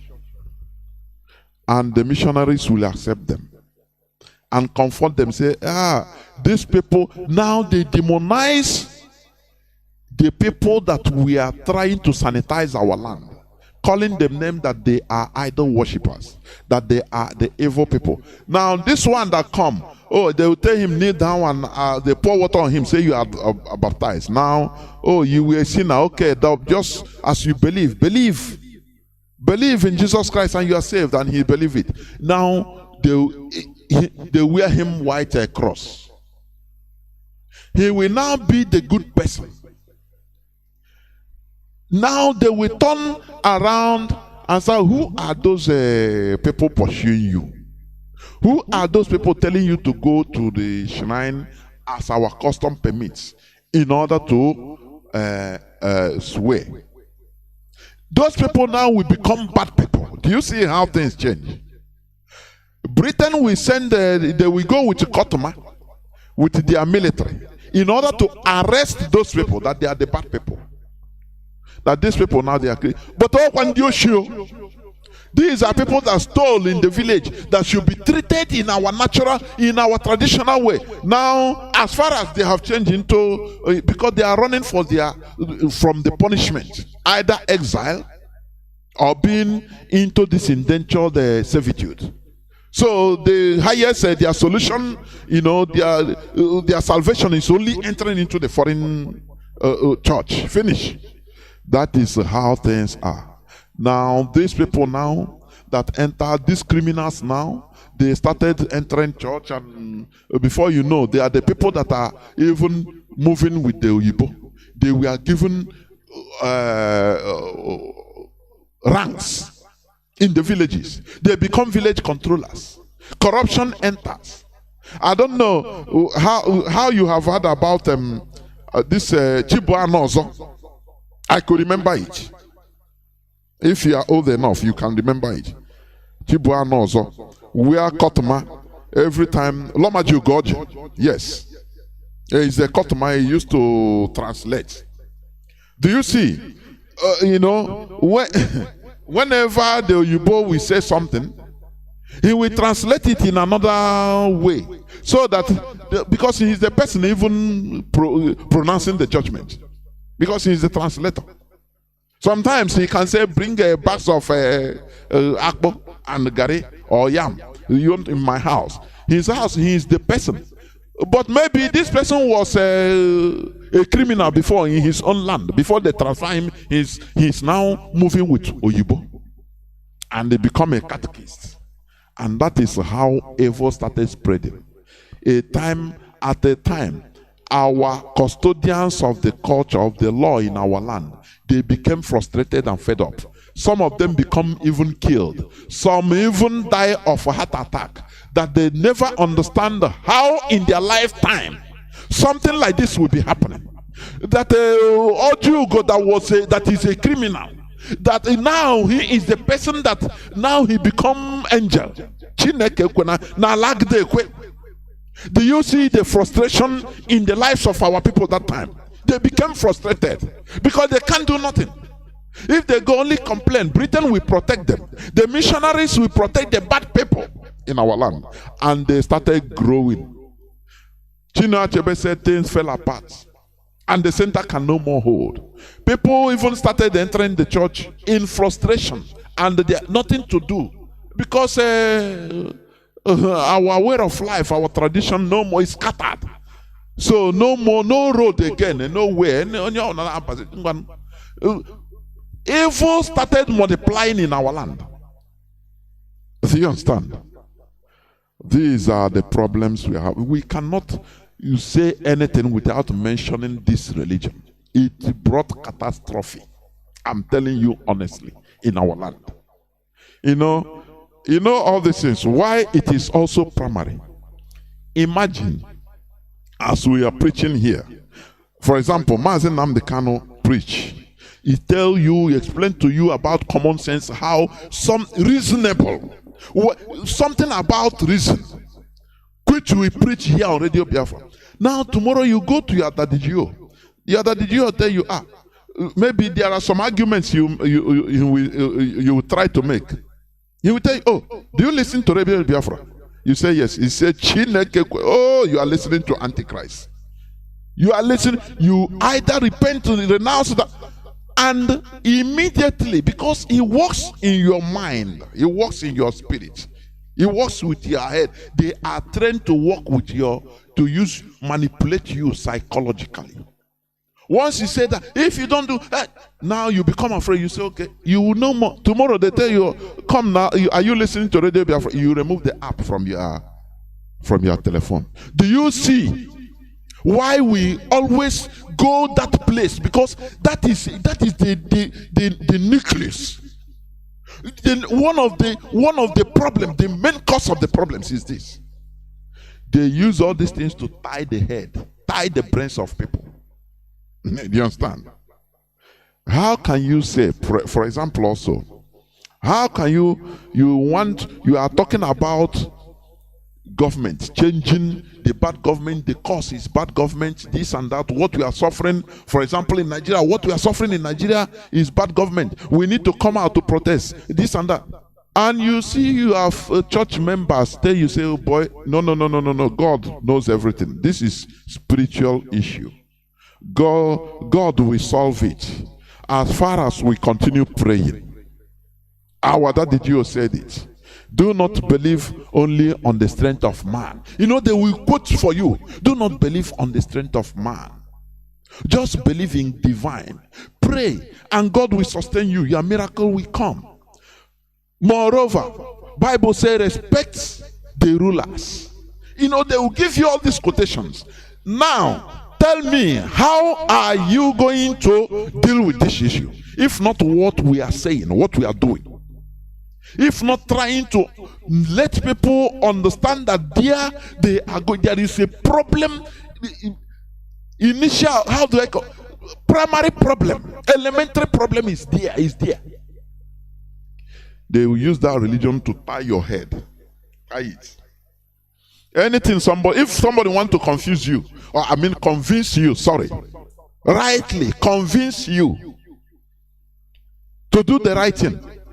After you say, hey, it's like you were sleeping and you wake up, you say, what am I trying to do? Jesus, I bind you, demon. What kind of thing is this? This person, and you start avoiding the person that is trying to convince you into common sense. Do you see why we always touch this side? Because it's highly delicate. Do you understand me? Because it is something that we must face. It is killing us. It's part of the thing that is killing us. It makes us zombies. It increases our ignorance, thinking that our help will come from heaven. Don't worry. Our help, we are going. But we are the people that should work for it. That is the initial thing we preach. Do you understand? When you finish preaching, working the whole week, on Sunday the person will go to church and they will preach to him another thing that is contrary to common sense. How do you deal with it? Do you see the problem we are facing? Or do you see it? They will tell you that prayer, only pray, and God will answer. One day God will just bring somebody that will change Nigeria. And that's it. And giving them false hope. What they always is a false hope they are giving them. It's only few churches that are today like this man I played in his clip, that is taking the bull by the horn, exposing to the people. If a reverend father can tell you that the problem you are having, we don't stop casting demons that they are blocking your way. No, nobody is blocking, no demon is blocking your way. It is all these politicians, they are the demons that you are seeing. If you have anything you can do, Organize yourselves in order to make sure that you bring down all these demons. Stop talking about demons from your father or from the shrine. You start going to cut a tree, an innocent tree that should be refining the air, bringing oxygen into this planet Earth. You cut it down, that you are killing demons. That is the height of ignorance and stupidity. Do you understand? Remember, it took the Israelites more than 2,000 years of conquest, subjugation, enslavement, and massacres to really understand the politics and reality of the world. It took them more than 2,000 years. Because before they thought that, as you are in Europe, anywhere you are, Ebonyi become now watching. And you see them in Europe, in Spain, in Italy, in Venice, in Portugal, Greece, building anyhow, now, this na go for they built. They were progressing, thinking that, the world is like that. But from time to time, they will pinch them. Remember, you are Jews. And they will destroy their properties, kill them, slaughter them. Do you know the main savior of these Jews? Do you know what saved them? What kept them? People that suffer for more than 2,000 years. Do you know what saved them? It's their religion, their ideology that kept them compound, kept them together. That religion, they protected it jealously for thousands of years. It doesn't matter whether they are in the midst of Taliban. They have their synagogue. Come there and massacre them. That is not their problem. If you remember one person, they continue. I read the other day, there is the only remaining Jewish Afghan Jew is there in Afghanistan, in their oldest synagogue in Afghanistan. Still there. I think, he has died. I think he died either last year or last few years, something like that. He refused to go. He said, this is their heritage. He cannot live. He must continue maintaining that synagogue. Even if any time the Taliban let them come and kill him, that is not his problem. That is their ideology. He kept them together going for 2,000 years. But we didn't have. They came and put knife in the umbilical cord.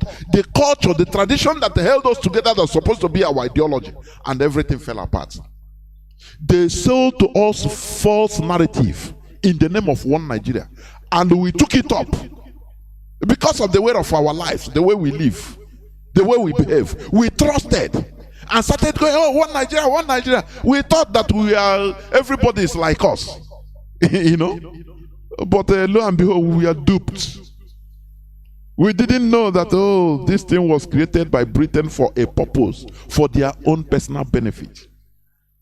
We thought that, everything is okay in Kanu. In the streets of Kanu, many places our people are developing it. Building mansions in the name of one Nigeria. No. But from time to time, they will round the people up, start slaughtering. They will destroy your hard-earned money for nothing, for who you are. It happened to the Jews until they became political in nature. As this clip I used to play. They were slaughtered. They didn't believe that. They believe open-hearted. Now, become our watching. One Nigeria. All of us, we are Nigerian now, okay? And they continue misbehaving. But from time to time, become massacred until a time. The Jews, they say now, the height was the slaughtering of 1939 to 1945, the Second World War. They say they can no more take it. It's not what we are thinking. That this world have another backside.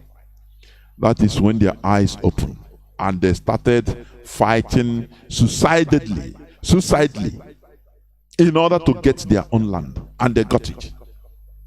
Do you want to be continue? They massacred us more than 5-6 million during the war, and they continue killing us till today. Today, no more news about it.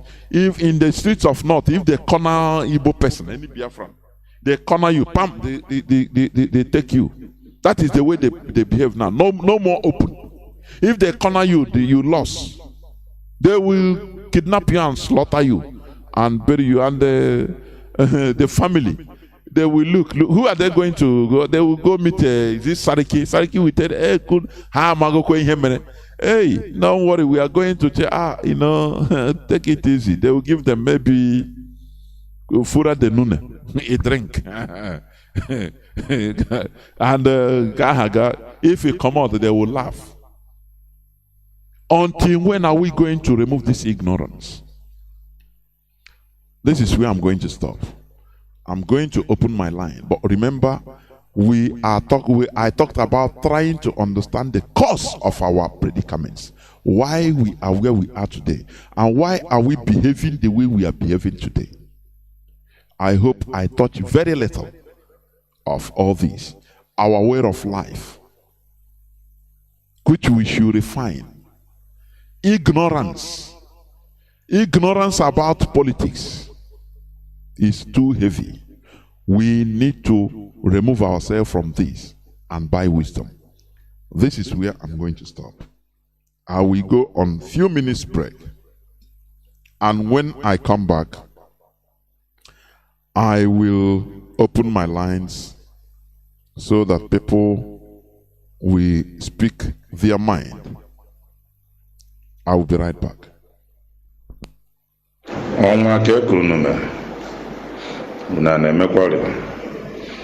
PM gwam no tege na akpọ phone concerning issue no brief on everything.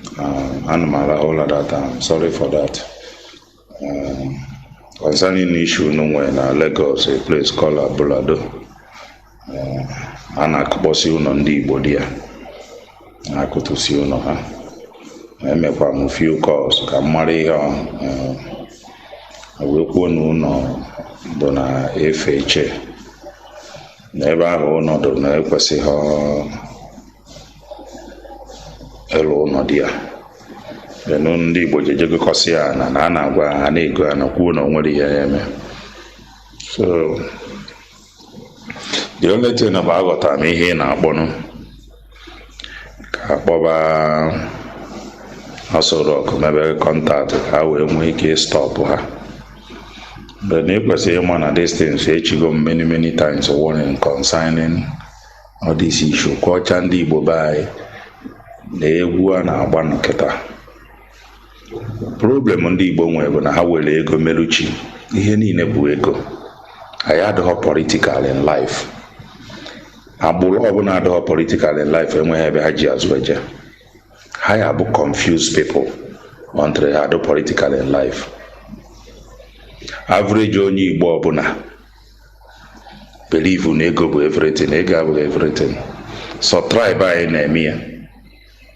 Ihe akpọ onye Igbo asị nwanne gị nọ n'isi si ya na ihe dị otu a stop one ya. Ikwucha ya okweghị ọ pụọ n'azụ. Ọ sị na ị na-aghọrị ya aghọrị. Ị chọghị ka o mee investment n'ebe ya bụ tomorrow to make a sort big money. They went and be doing the things they want. Then when the problem comes, akpọkasịba na phone ka na-egbu ha na-enyere ha aka. Achị kurie ụlọ niile dị ebe a si kurie ya because unu stupid, very stupid. Jide ọfọ eze nwa ọ gwasịghị ọnụ na ihe ngwago unu maka concerning some of set up all these tribes and set you know when amaho. Let me tell you, all this Lagos unu na-ego ana na invest in the Igbo na alopia.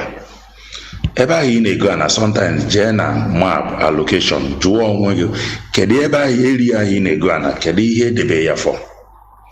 A place called Amodofe ndị Igbo gorigo is an industrial area. Aya anu uno niile ahụ unu nwe na amụ. Welcome back. This is Radio Biafra Hausa-Service coming to you through Radio Biafra London. My name remains Mazi Johnathan from Alo province of Biafra land.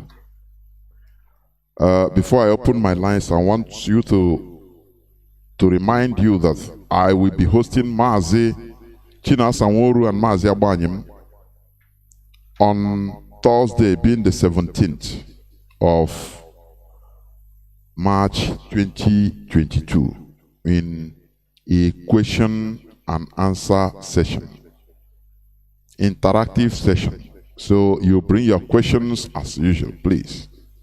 On Thursday, being the 17th, that is in the next 3 days, by 7:30 p.m. BT, that is Biafra time, please. Our lines are now open. Our direct line is +1 213 328 6224. I repeat, +1 213 328 6224. Our WhatsApp and Signal line is +61 405 142 547. I repeat, +61 405 142 547. I have a first caller on Signal. Caller on Signal, welcome to the program. Can you hear me? Almost here, Biafra. Mazi Johnathan, good evening. There were. And Biafrans worldwide, good evening. And God bless you all. My name is Mazi Johnathan. Who have proven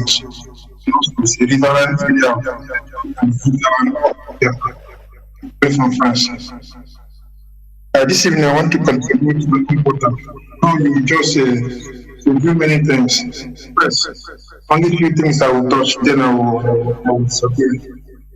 You know, when we are talking about the primitive of working with the enemy, or when we use our hands. Why is your this not clear? I don't know. I don't know if you are beside any electronic gadgets sophisticated like that, please. I don't know. No, I am not. Okay. Or you are not using earpiece, please? No, I'm not using earpiece. Okay. I don't know why. Go on, please. And what I'm trying to say is, you know, in what the enemy have caused us, you know, our forefather caused it by themselves, thinking that what they are trying to do is good, in able to plan when they did not know they are causing havoc with themselves and the generation to come. Look at, I think last 2 weeks when we see in Anambra, when somebody were thinking about the title, and along the line, and one of the title, and they send somebody early grave by saying that he was alive when he took his own title. And that thing is another thing which our leader were preaching to, not to cause havoc to the land of our soil. And at the same time, let me come in. What that thing I will later find out that what they didn't really in our law in Anambra. I followed it. I will find out that the person, they buried an empty coffin. Is signifying that they have buried him. They don't know about it. So it's not him inside the coffin. They didn't bury any person alive. It's just significance because they warned him, if you don't renounce this your chieftaincy for, I don't know whether 6 months, this and this, and they refused. After they did a mock burial, how can I call it, of empty coffin. That is what they videoed, please. Not that they bury the person live, I beg. Even at the first time, it's what I thought. Until I started investigating, I saw that, look, this is what happened. Go on, please. Thank you for clarification. And another thing I want to talk, you know, when our leader bound all this Ume and all this Opunta, and all these people, they have said that it's outcasts in our land. And some of our people in Igbo land, let me use Igbo as a kind of to use it as identity to all the whole Biafrans. There are some part of Biafrans still operating in all those ways which the enemy, which the mercenary come. For example, Ejima. You know, in olden days, they say that when you have a twins, it's against the tradition of some of the tradition of the land. For example, we didn't have any proof of that. It's what they told. It's what they wrote. The same way they wrote that Mongo Park discovered the River Niger. So I don't believe. I have tried to make right from time since all I see that all those things are rubbish. Mary Celeste came and stopped the killing of this is British what they wrote as history. The same way they say Landa brothers discovered the mouth, Mongo Park discovered the source of River Niger. That is rubbish. Please let us not quote all those their primary history they use in deceiving everybody. Go on, please. You know, where I'm bringing all these twins issues. You know, our brother Kanu is a twins too. Because of the issue of this thing, they deny him his right. When he become he have the authority, that's why he removed the other people from entering into.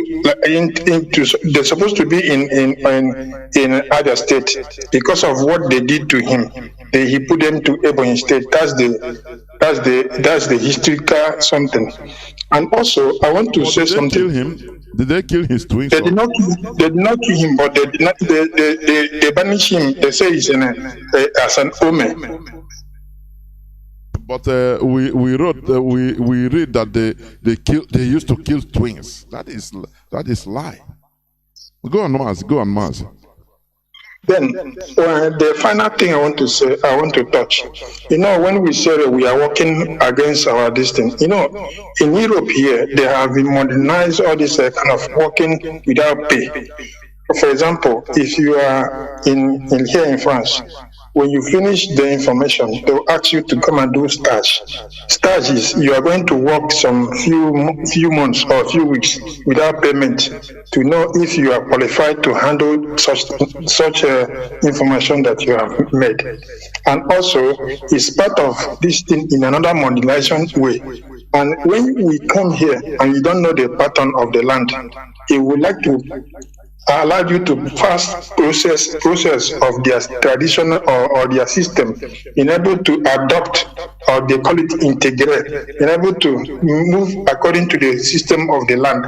And if you check it in our own way, you will see our own, they will put it in with envy and also ego that cause everything concerning that entering into this slave stuff, and also betraying each other, that we lost trust today because of all those egoism and also not having trust to each other.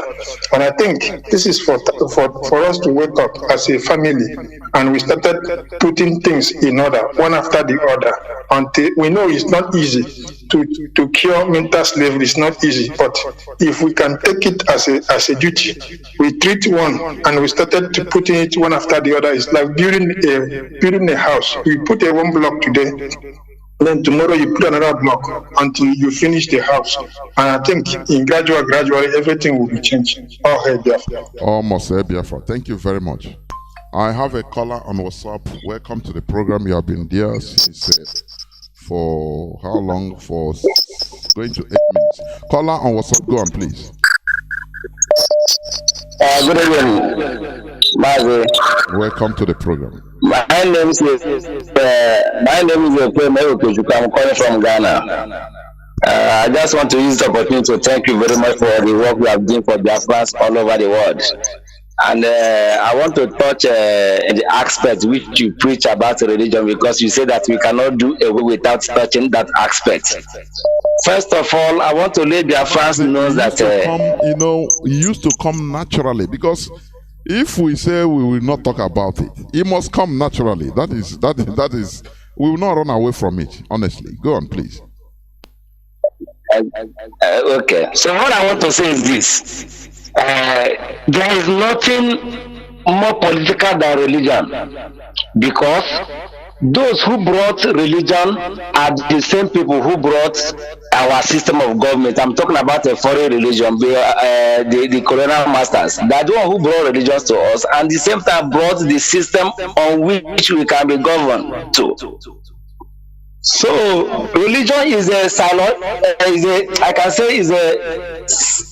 psychological arm of a government in that aspect, both mental and physical control. Because at the end of everything, after they finish everything, they now put up a small space in the Bible. That is Romans chapter 13 verse 1. Which say that you have to obey government. They're now putting you into a religious way for you to obey government, for you not to find out any fault on that way. That's why at the end of everything they now put it into the Bible that you have to obey government, you have to do this, do that, so that you don't have any right to complain whether you are treated bad by the government or not. As long as it's in the scripture, you have to follow it like that. So, but I thank God for the coming of Mazi Kanu and so on, because now we now understand the real meaning of religion which they brought to us, and the one that we have been practicing before them came, and know the differences for both of them. So this is where I'll give others the chance to speak their mind also. Thank you very much. Thank you. Remember blessed. Like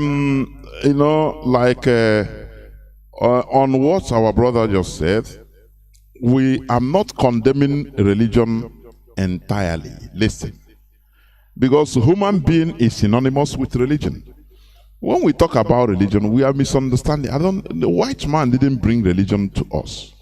We had our own religion. It is their way of life, their religion they brought and imposed on us and make us to turn against our own. Look, religion, it can be beneficial, because as they use it to impose on us and use it to conquer us mentally, it is beneficial to them. Do you understand? We cannot be without religion, but we have to be with the religion we master. Not what they told us, what they tell us. No. Instead, what our ancestors practice, the way of our life, is our tradition. A white man didn't teach my parents to circumcise me on the 8th day. It is our tradition. Do you see it? So, we have our own religion, which is our own way of life. That is one thing we should be understanding, please. And it can be beneficial. But the disadvantage is when you are being imposed foreign religion at the expense of your own norms, your own way of life, your traditional way of life, your traditional religion. Now you'll be fighting against yourself. Anything you do, you come, they will tell you, no, you remain. Go do this, they will instruct you. Now you continue going to fight against yourself. They will be there laughing, because you will never be perfect. Because you are not the master. You are not the originator. But imagine we are practicing our own way of life, organized. Our religion, our traditional religion. Who will come from Europe or from America to come and instruct us? It's impossible. Instead, they will be coming to learn from us. The same way Elvis Presley, how famous he is. He went to India when he read the book about Hindu. He went to India to practice, to see, to learn. Do you see the glory?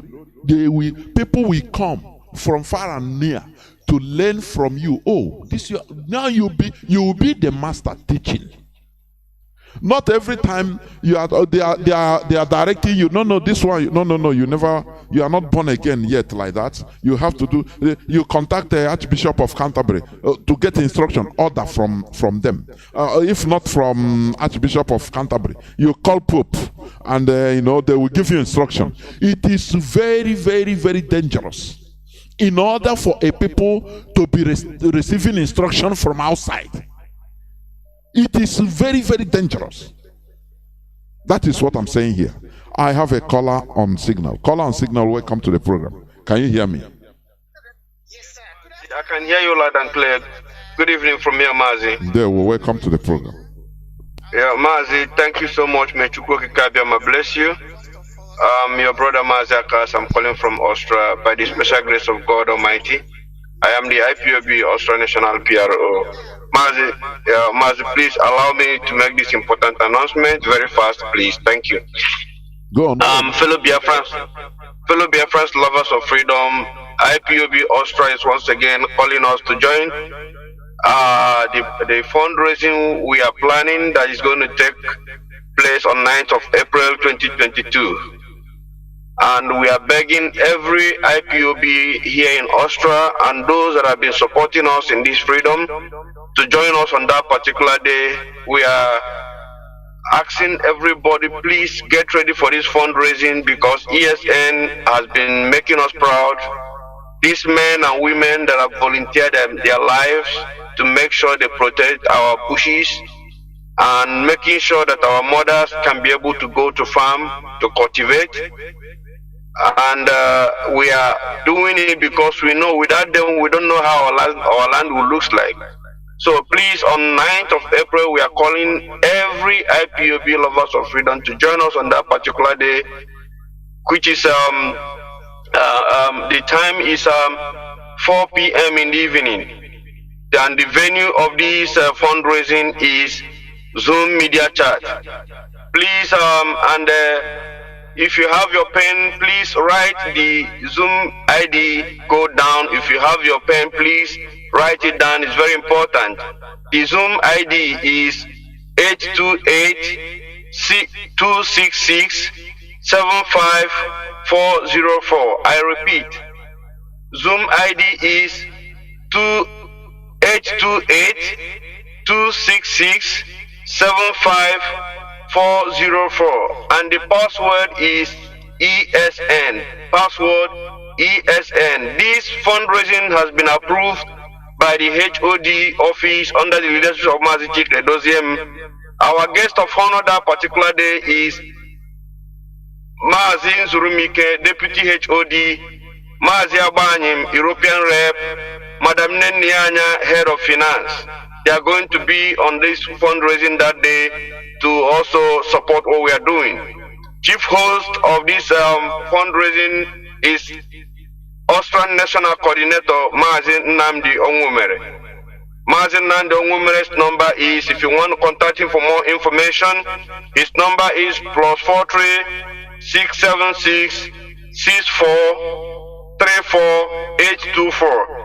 And the chief launcher of this particular day is Mazi Roland Mwabweze Okwara. And also, if you want to contact our ESN fundraising coordinator, Mazi Michael Okoro, his telephone number is +43 681 8111 7095. And the moderator of this fundraising is Mazi Biafran Child Nwachineke, and his assistance is Mazi Mweke on that particular day. And please, we have other telephone numbers you can also contact on that particular day we are doing this fundraising. I want to give it out as for very fast. IPOB Austria ESM fundraising contact numbers. We have 3 numbers here. Please have your pen, write it down. +43 660 964 7511. And another one is +43 81 202 11076. And another one is +43 660 9568 905. And as you come to support us on that particular day, 9th of April, may Chukwu Kabiyama bless you and bless your household in the name of Chukwu Kabiyama. Ise. Mazi, thank you so much. And I just want to say a little bit in what we have learned from you today, that I believe 100% that when Biafra come, Biafra is going to be one of the most beautiful country in Africa, because all that we've learned here in diaspora, in all over the world where we are residing, we can never allow anybody to mess us up, because we have learned from our leader Mazi Kanu, we have learned from our ignorances, we have learned from whatever we have come here, how these white people we are living in their place are guarding their culture. Never joke with it. Before you can be part of them, you have to learn their way of life. This is how they roll. Anything outside that they can't allow you to be with them, or they will send you back where you come from. And we must continue to make sure we fight this thing. We have all of us have been pregnant for until Biafra is restored. So anybody thinking that we are giving up, you are just messing up, because our leader Mazi Johnathan have taught us how to be consistency in everything we are doing. We are pregnant of this Biafra and we must deliver. And the Zoo government must release our leader Mazi Johnathan, even as he's coming to court next month on 8th of April. He must be released unconditionally, because they have found him nothing. He didn't commit any crime. They should release him unconditionally. Mazi, thank you. Bless you. Thank you, my brother. There will. Thank you. Wada, please hold on. I have a caller on WhatsApp. Caller on WhatsApp, can you hear me? Welcome to the program. Yes, Dr. Johnathan, can you hear me? The whole world is hearing you. Please go on. Dr. Johnathan,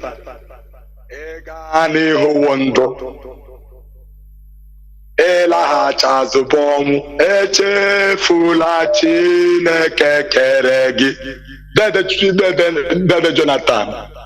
Dr. Johnathan, are you going back again? Professor Dr. Johnathan, are you going back again? Not going back. We are here. Going back is for every Biafrans all over the world to be homeless, completely homeless. Then, after this generation, that is what our children will inherit from us. And that is exactly what Britain want. This is their sense. Britain. Koro, this generation of Biafra, and they tell our leader, Nnamdi Kanu, to bring us back. And the whole world think that we are joking. That we are not joking. We are telling the world that no matter anything they do, this is our land. Is there Nnamdi Kanu taking the land of America? Is he not a British citizen? And getting to 8 months, dead is wearing one cloth. In the dungeon of terrorists. Koro before the whole world. Injustice, complete injustice can never be tolerated, both in heaven and on this planet Earth. That is what Britain is they have committed a complete disaster that we condition them. Very useless nation. We are here, Caroline will go mad. It is not a threat. We will not lay our hand on him. We prove to Biafrans that harlot can never come and kill our children here. We have mothers like useless idiot. And when we talk, they say we are arrogant. Johnathan, we say we are arrogant to who? Putin is in charge instead, making sure that he safeguards himself and his people. And we are here thinking that Britain will come and help us. Let them close every internet. That is what we want, so that everybody will perish here. Dara. Biafrans all over the world. Like when I know, Jonathan Kushiri Gata, not no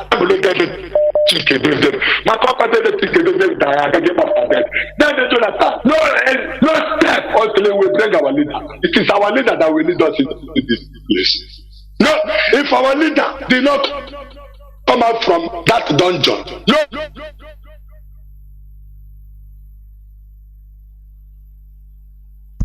Let us see him.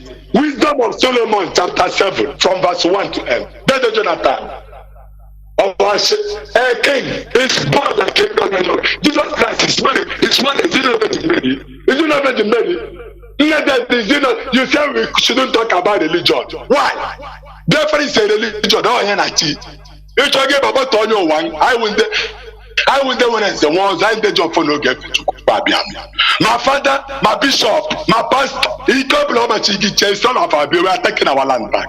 Okay, the goals of our land is very formidable. You people are going to see what is going to happen. Dara, you take to Kwakikabia is joking. To keep all these angels in our land, and you are calling him idols. Are you stupid? Then Jonathan, which is now low more white. Nam low more. No ga na abaro na aka ebe ihe ọ chọrọ ịga mezo ụmụọwa na ndị niile si emechi obi ọkpụrụ agụ ụmụọwa na-arụsa akwa nne akwa ya ogbugbe eke nnekwe nnekụta awụcha arụsi chikwa ekike abịa na isi nwanne nje elebe njem ekele ha nọ where is Eje Gabriel ndị fada ndị pastọ akwụrụ 2 Maccabees chapter 6 from verse 1 to 8 the same 2 Maccabees chapter 7 and the same 2 Maccabees chapter 8 from verse 1 to 8. Then Jonathan, exactly what we talk us here. Our religion, our tradition. Go there and take it. 2 Maccabees chapter 6. Just take it. See how they turn zeros. Their own ideology is our temple. Temple of Chukwuka. They come put them there and become Jesus. And they are shouting in the name of Jesus Christ. Then how far? That is the religion they are practicing in their father and the bishop. Let me tell alone.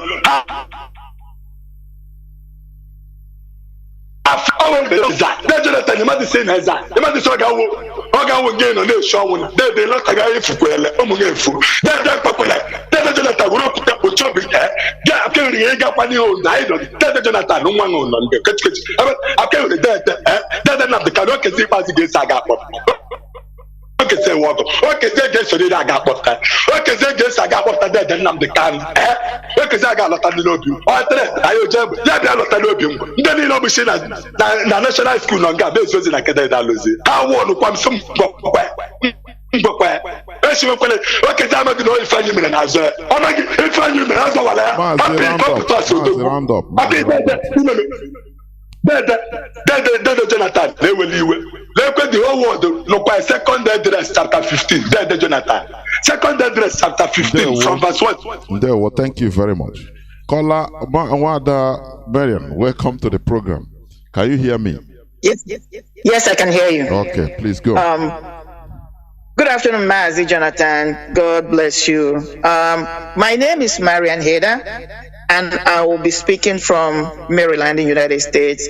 First, I must compliment you. I must commend you on a brilliant, masterful, thought-provoking lecture you have delivered today. Masterfully, I must say that. You know, for somebody like me, this is how I'm going to caption or round up all you have said today. I'm going to caption it, how they took what's supposed to be our greatness and flipped it, and it became our weakness because of our ignorance. But I mean that I'm talking about from the time of our ancestors. Because listening to you brought a lot of thought-provoking issues. The indentured servant apprenticeship you're talking about is even in the Old Testament. When you go there, you will see when the Israelites were sectioning their land, a place was reserved for those who committed crime to run into there. It was called, once you run in there, you become free. The avenger will not be able to get you. But I'm not getting into religion. I want to surmise this because what you did today was masterful and in-depth, and you have opened a Pandora box, and I want to encourage you to pursue it, go even deeper, go back. It's explosive. So what am I saying? The weakness of our ancestors were way of life because we were peaceful. So they even started this indentured servant apprenticeship before the white man came. Just like every other thing, our ancestors were the way of their lives. They came in, they saw it, they saw the beauty of it, they took them, they flipped it around, and it became something they used against us. So they started from the indentureship, apprenticeship, and then they flipped into slavery. And a time came when our brothers and sisters, they were sold into slavery. It started on the pretext of indentured servants. It became slavery. But when their punishment became heavy, they started raising their lands. I believe, I don't know, I'm just speculating because I took an African American history here, which gave me an insight. Whatever you're saying was like blowing my head. You were kind of reminding me things I did for years back. So now they began to raise alarm because of what the slave masters were doing to them. And a lot of people, good people from black and white, began to raise alarm, and then slavery was abolished. What I want to bring here is this. History always repeats itself, but in an interesting way. The variables might not be the same. The actions might not be the same, but if you pay good attention, you realize it's the same thing. Now, what am I saying? When the church came in, religion came in into our system or into our place, they convinced our ancestors, they dropped our way of worship, our way of our values of ancestors, which was convinced us, introduced the Western civilization, Western education to us. Look at that. And then afterwards, our people began to travel overseas to acquire the knowledge of the white man. I'm looking at that period as indentured servants, because they were going for apprenticeship, the same thing they did before the beginning of slave trade. Now look at what is happening to us now. Those people, their intentions were to come in here, acquire the knowledge of the white man, go back home, just like somebody who is doing apprenticeship. Will go and finish at the fullness of time or duration of the acquired time, you go back home, or you go home and start your own business. That was the early mindset of our people. They were living for Western civilization to acquire education. But what happened? When we came in here, they realized that after our graduation, because of how they destroyed our own countries of origin through manipulation and political gimmicks, made sure that we did not have development. We stayed in substitute. We stayed without developing, capped us where they wanted us to be. Our people now could not go back home to go and make use of the knowledges they acquired from the Western civilization, the white man, because they needed our brain. They realized that we are smart. They realized we were inventive. So what did they do? They worked with our political allies to make sure that our places are underdeveloped. They introduced hunger to us, which is what we are suffering now. Political manipulation. So now we go out, we study, we don't come back. We started staying here. Roll that and look at that as slavery. Now they have graduated us from being indentured servants to indentured slaves. Now look at another period, because that's how I caption what you did today. The next period we are in now, some of us who have now continued to stay here, we began to see the marginalization, the racism emitted into us, and all that is going on. We began to raise alarm, just like the slaves began to raise alarm. Call attention. We want to go back. Our time is up. We want to go back and develop our own place. And what happened? Mazi Nnamdi is raised for us. The same thing that happened before, where the same missionaries came in and with some blacks there was an injunction where people began to realize this thing you are doing to these slaves were not right. It's very inhuman. That's the juncture where we are in history today. And God has raised a person like Nnamdi, Mazi Nnamdi, or Hamadike one of Biafra, to lead us to flip the coin. We must understand that's where we are. And that is why we must all rise up in one accord to make sure that we take all that we have acquired here, take it back to our fatherland, to our motherland, and develop and make use of that. And stop this slavery, because indentured servants were supposed to be free after the period agreed on. But indentured slaves were never free. Even their offsprings continue to be slaves. And that is the situation where we are now. Because somebody like me who have a child, I know that if Biafra is not restored, my child may never go home. Meanwhile, this is the brain drain going in Africa. Before it was manual labor, before it was physical labor. Today, the same history repeating itself. It is mental and intellectual manipulation and drain. That's all I wanted to bring, Mazi, and thank you for giving me the opportunity. What you did today is masterful. Please, you must go in, dig in a little bit more. We need lectures like this. Have a wonderful day. God bless you. Thank you very much. We must continue. Caller on Signal, welcome to the program. Caller on WhatsApp, hold on, I'll come to you. Caller on Signal, can you hear me? Hello, sir. Come to the program. Caller on Signal. Carlo. Sir, all hail Biafra. All hail Biafra. Yeah, Mazi Johnathan, I'm so delighted this night to hear your voice. First of all, I won't proceed without saying a very big shout out to my Mazi Johnathan, because he is the reason why we are gathered today. As he rightly said, Radio Biafra is our religion. Here is where we worship. Chukwuka is our creator. He is only our God and our beginning and our end. So once we are on this Radio Biafra, come with your pen and paper and learn. Because every day you stop learning is the day you start dying. Because sometimes I will be marveled, some of our comrades, when they say go on social media, some people will be saying, what are you listening again? Now, no, don't say that. We learn every day, because you are listening today, there's something you've never heard that you heard today. Even if not from the anchor, from a caller that want to make a contribution, you have learned something. That's how we learn. That's why any Biafran child that is educated, when I say educated, under Radio Biafra, because it's our institution. If you are educated under Radio Biafra, I don't think somebody can debate you. I make bold to say that because I'm a living witness, I'm an example to it.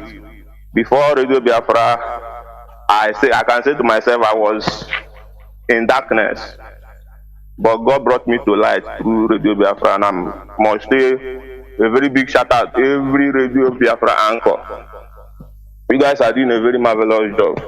Mazi, before I proceed, I just want to ask this particular question. Can I go ahead, sir? Go on. Okay. This thing called Uhu, was it in our culture before the white men came, or is it something that developed after the coming of the white men? I just want to a clarification on that, sir, if possible. Okay. It's what I explained. I na so yana oyibo like this, or endangered servitude. Okay. We have it.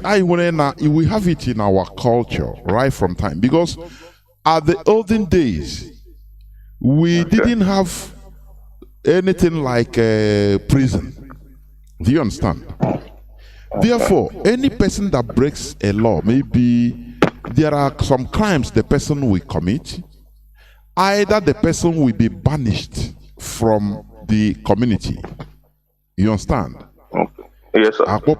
Or he will be sentenced into this Ohu, endangered servitude. That is the thing. Okay. It depends on the crime and the determination from maybe the god of the land or the shrine. It depends. The wise men.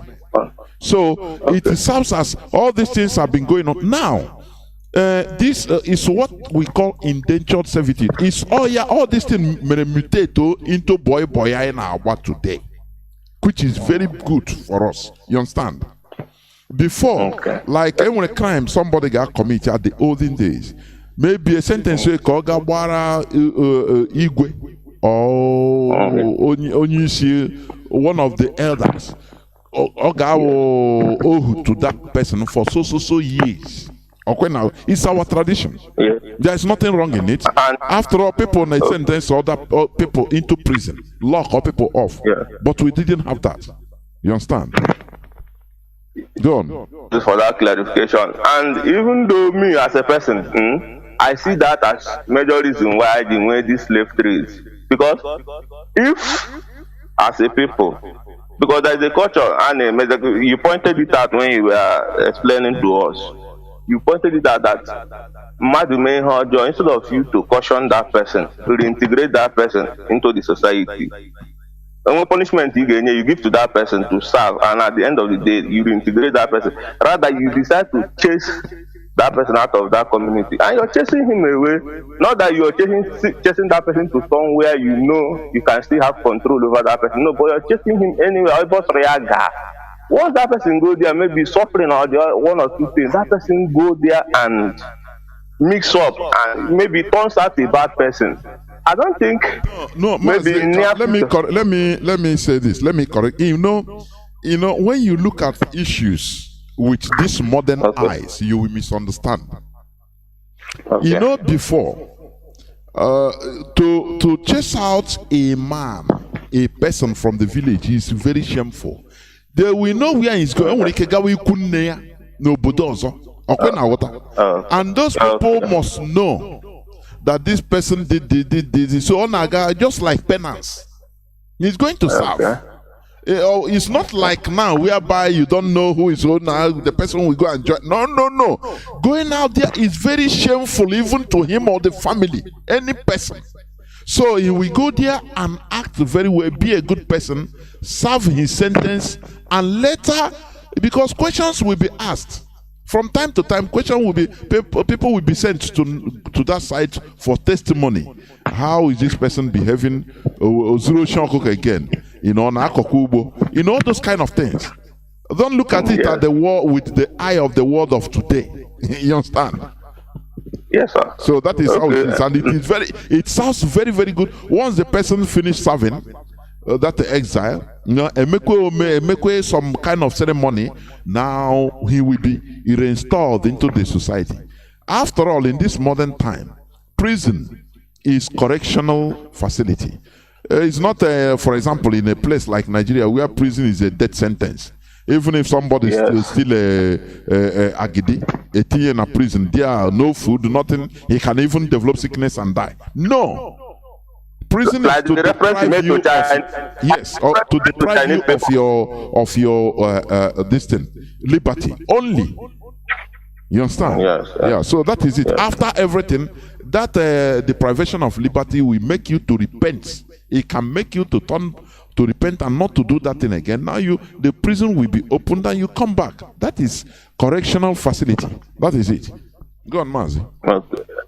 Thank you, sir. Thank you. Just like the reference you made to Chinese people, Chinese prisoners, bringing them to Nigeria to come and work. Yes. Do as a citizen. They are the ones doing it. At the end of the day, instead of them being inside the prison, they are now useful to the country. In one way or the other.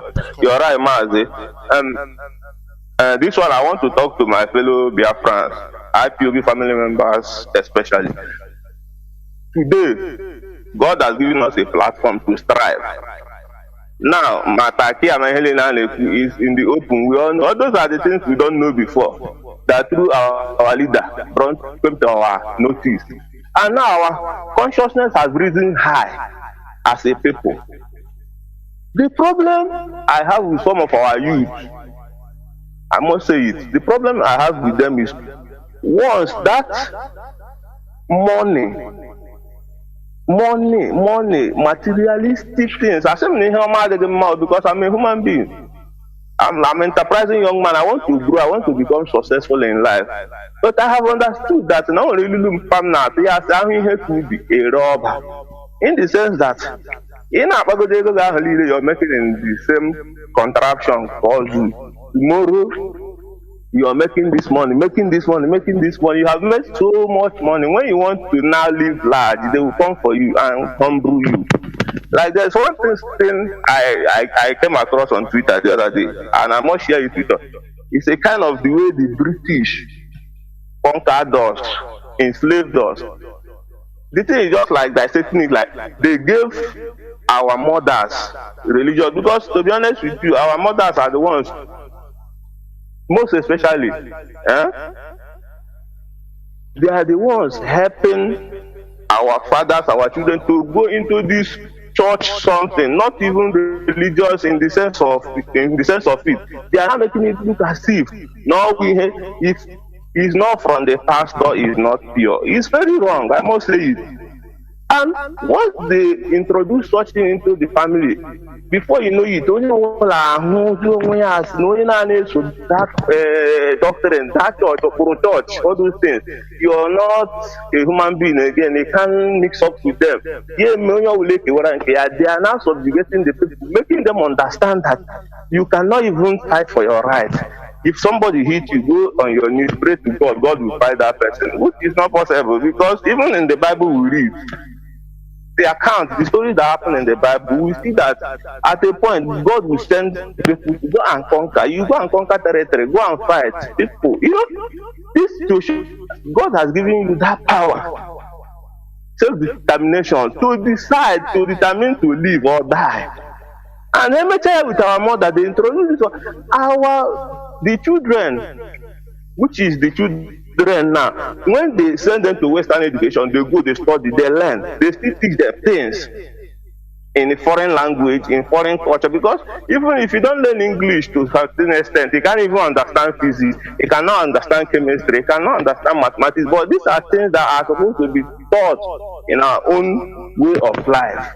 And you may understand, maybe even more better than the whites that brought it, because they know that all these things are in our land, but they just have to, when now bring their own on top of our own, and we begin to at the end of the day, you don't even know the history of where you come from. And the only you cannot know where it stops. It's just a normal culture in our place. And even when you have studied to make this money, like our fathers, contest their political position for you to speak for your people. They will throw one allegation on you before you know or they kill you. It's how they've been operating with us from age long. It's high time we rise up as a people. Put our heads together. Thank you very much. Put our heads together. Okay, thank you, sir. Thank you, sir. Let me just round up. Of course. Put our heads together and make sure that we achieve our aim. Sir. Good night. Well, thank you very much. Thank you. We must continue. I have a caller on WhatsApp that has been here. Caller on WhatsApp that has been there for 18 minutes. Can you hear me? Please go on. Hello, Mazi. Good evening, sir. There, well, welcome to the program. My name is Nnamdi. I'm calling from Biafra. There, well. The thing I want to say this night is about this religion that you touched this night. I was the guy that used to tell you about the church that is castigating, Radio Biafra and the Kanu. Okay. There was one time I was somewhere, this zoo police, how they used to do their massive arrests. So I was there. So they came to arrest someone. I was passing, they just grabbed me. Finally, I landed in cell that night. I now do a phone call, just called my mother, My mother later, few days after, she now ran about and bailed me. She now came back home. She now woke up to me, like telling me, no, here Biafra Memjiga say, if I'm gonna no get from Kanka. Say, mommy, why are you talking like this now? Nakwagwala mo Kanka, happy here Biafra, happy and I'm lock on here Biafra Memjiga, and I'm not Agaro. You here past on that Kuzirinda. To the extent, if Mamma, if I'm only here, that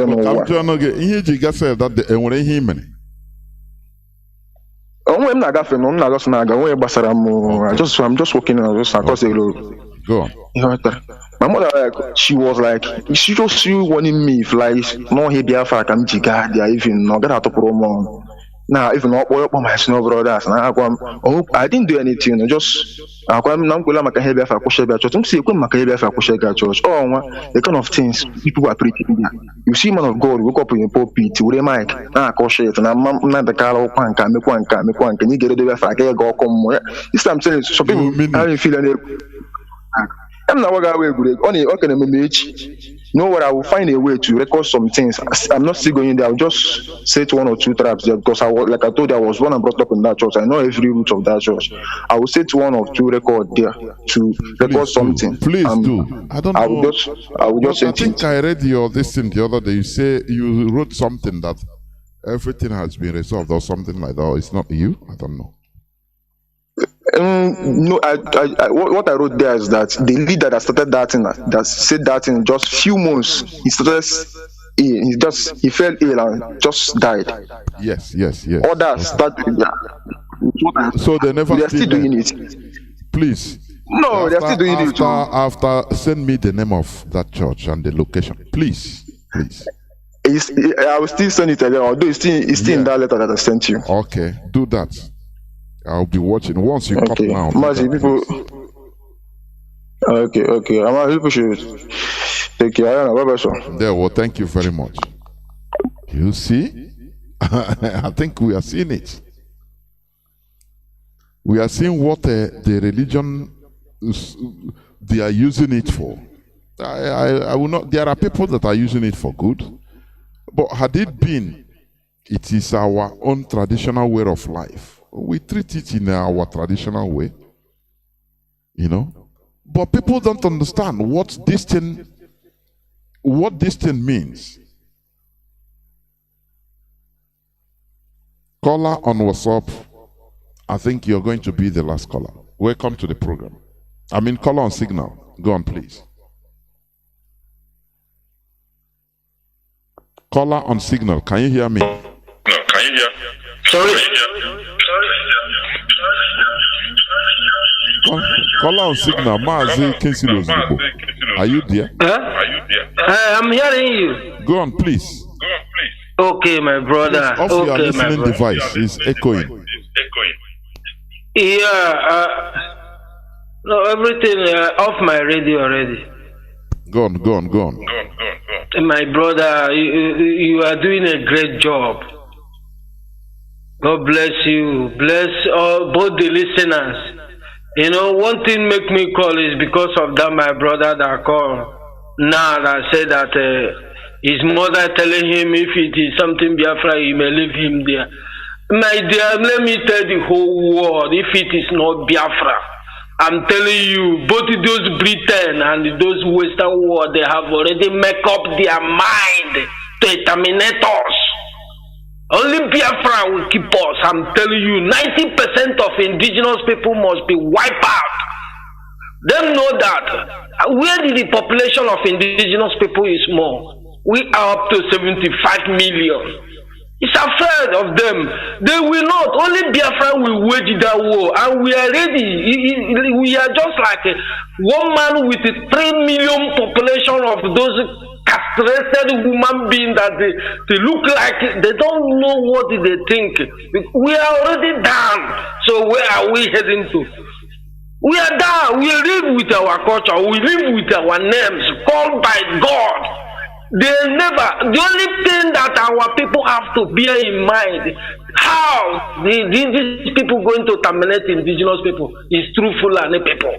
So if we can be chopping their dead body to be alive, that is the solution. To hell with those politicians that do not know what Biafra means. I'm telling you, this laboratory happening in Ukraine today, they already planned their things just to wake us out. But God said no. Mazi, this time around, my dear brother, this is very, very brutal with these people. Those people that have no resources, only colonization and slave trade, racism is their source of income. We will match them. We are ready. And look, anytime this coming court of mass Nnamdi, if he did not release him, there is no need of keeping British High Commissioner in Nigeria. To hell. Let them go out from there, including French, all those Western people. This is time to deal with them face to face. We are not going to take it easy anymore. Keep it all, Mazi Johnathan. God bless you. And you too. Thank you. Thank you. This is where I will switch off the phones.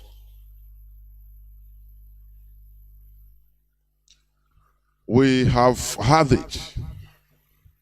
What I want people to understand is every religion, it goes or it went through refining.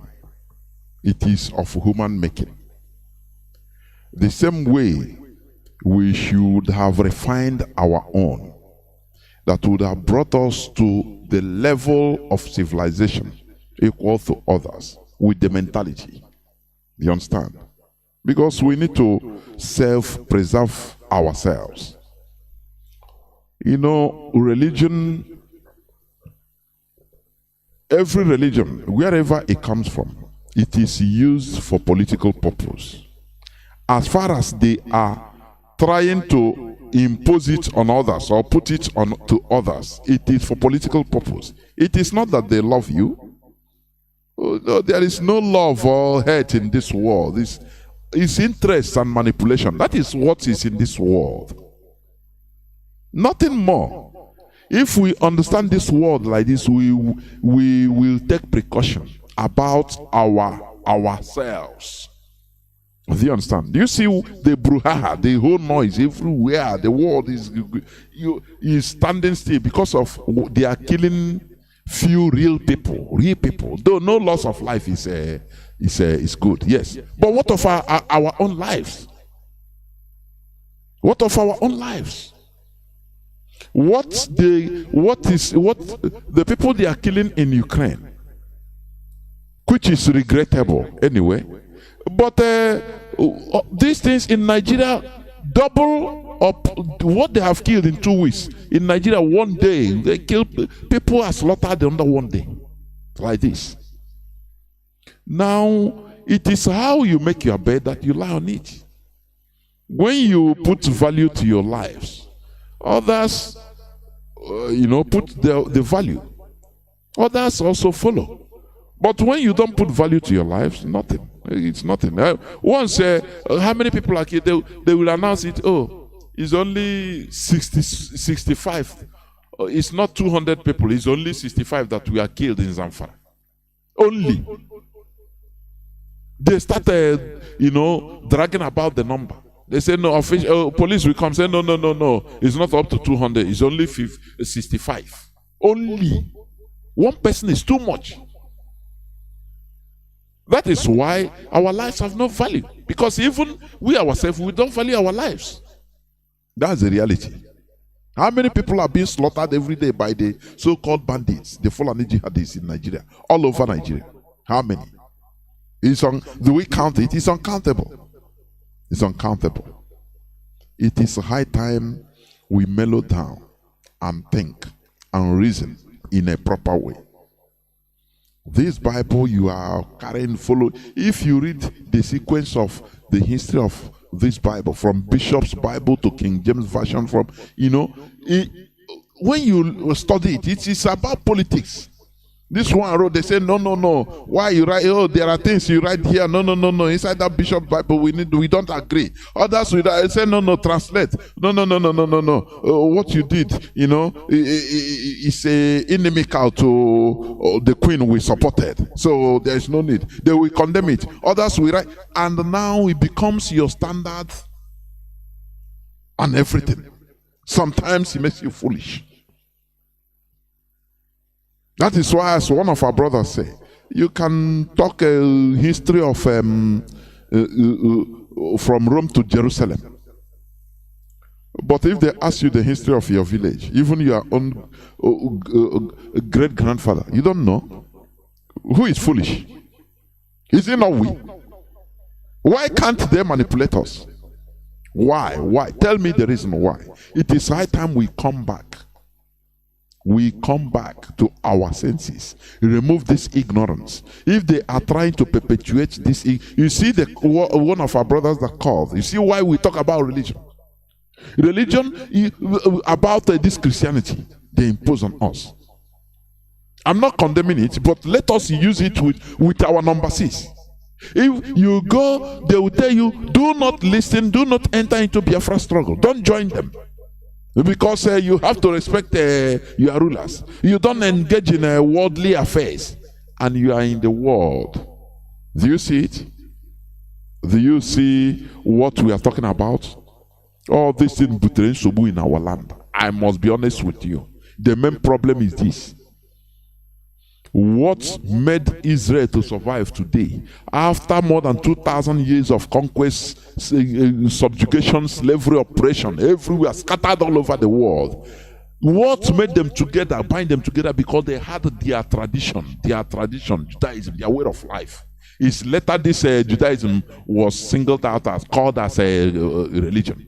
It was their culture. It was their culture. It was from, I think, 16th century that they started using Judaism as a religion, translate it as a religion. Otherwise, it's a culture. It's their tradition. It's who they wear. Their way of life. Do you understand? That is what kept them intact till today. Otherwise, they would have been a country or a people that are extinct. No land. They would have no land. But they had their culture, their way of life intact, and they guarded and protected it jealously. What are we protecting? They scattered us, our men, our tradition. They turned us against our own way of life, making us to be insulting our ancestors every blessed day in the name of praying. You are casting out ancestral spirits. Remember, you will be an ancestor one day. You understand? And you think that the land will be happy. They scattered us, now sold us an illusion. Nigeria. Oh, this is now, oh ye people, Nigeria now is your ideology, is your new country. Oh yeah, take it. And we took it wholeheartedly, thinking that we are talking with human beings like us. And where are we today? And what on here? We are just holding air, breeze, nothing. I know Biariaka. No ideology, nothing. It becomes okay. Go and make money. Now the ultimate another ideology is if nothing, go and make money. Everybody start hustling. You hard work, and that's why hard work. We slaves, hard workers. Oh yeah. You work, build, and they destroy it, and you start a fresh building. You're a hard worker. No government, nothing, no ideology, nothing. Of this ideology we have, that is why we cherish it, Biafra. Because that is the only thing we have now, nothing. Nigeria, hold it. you are not even Nigerian.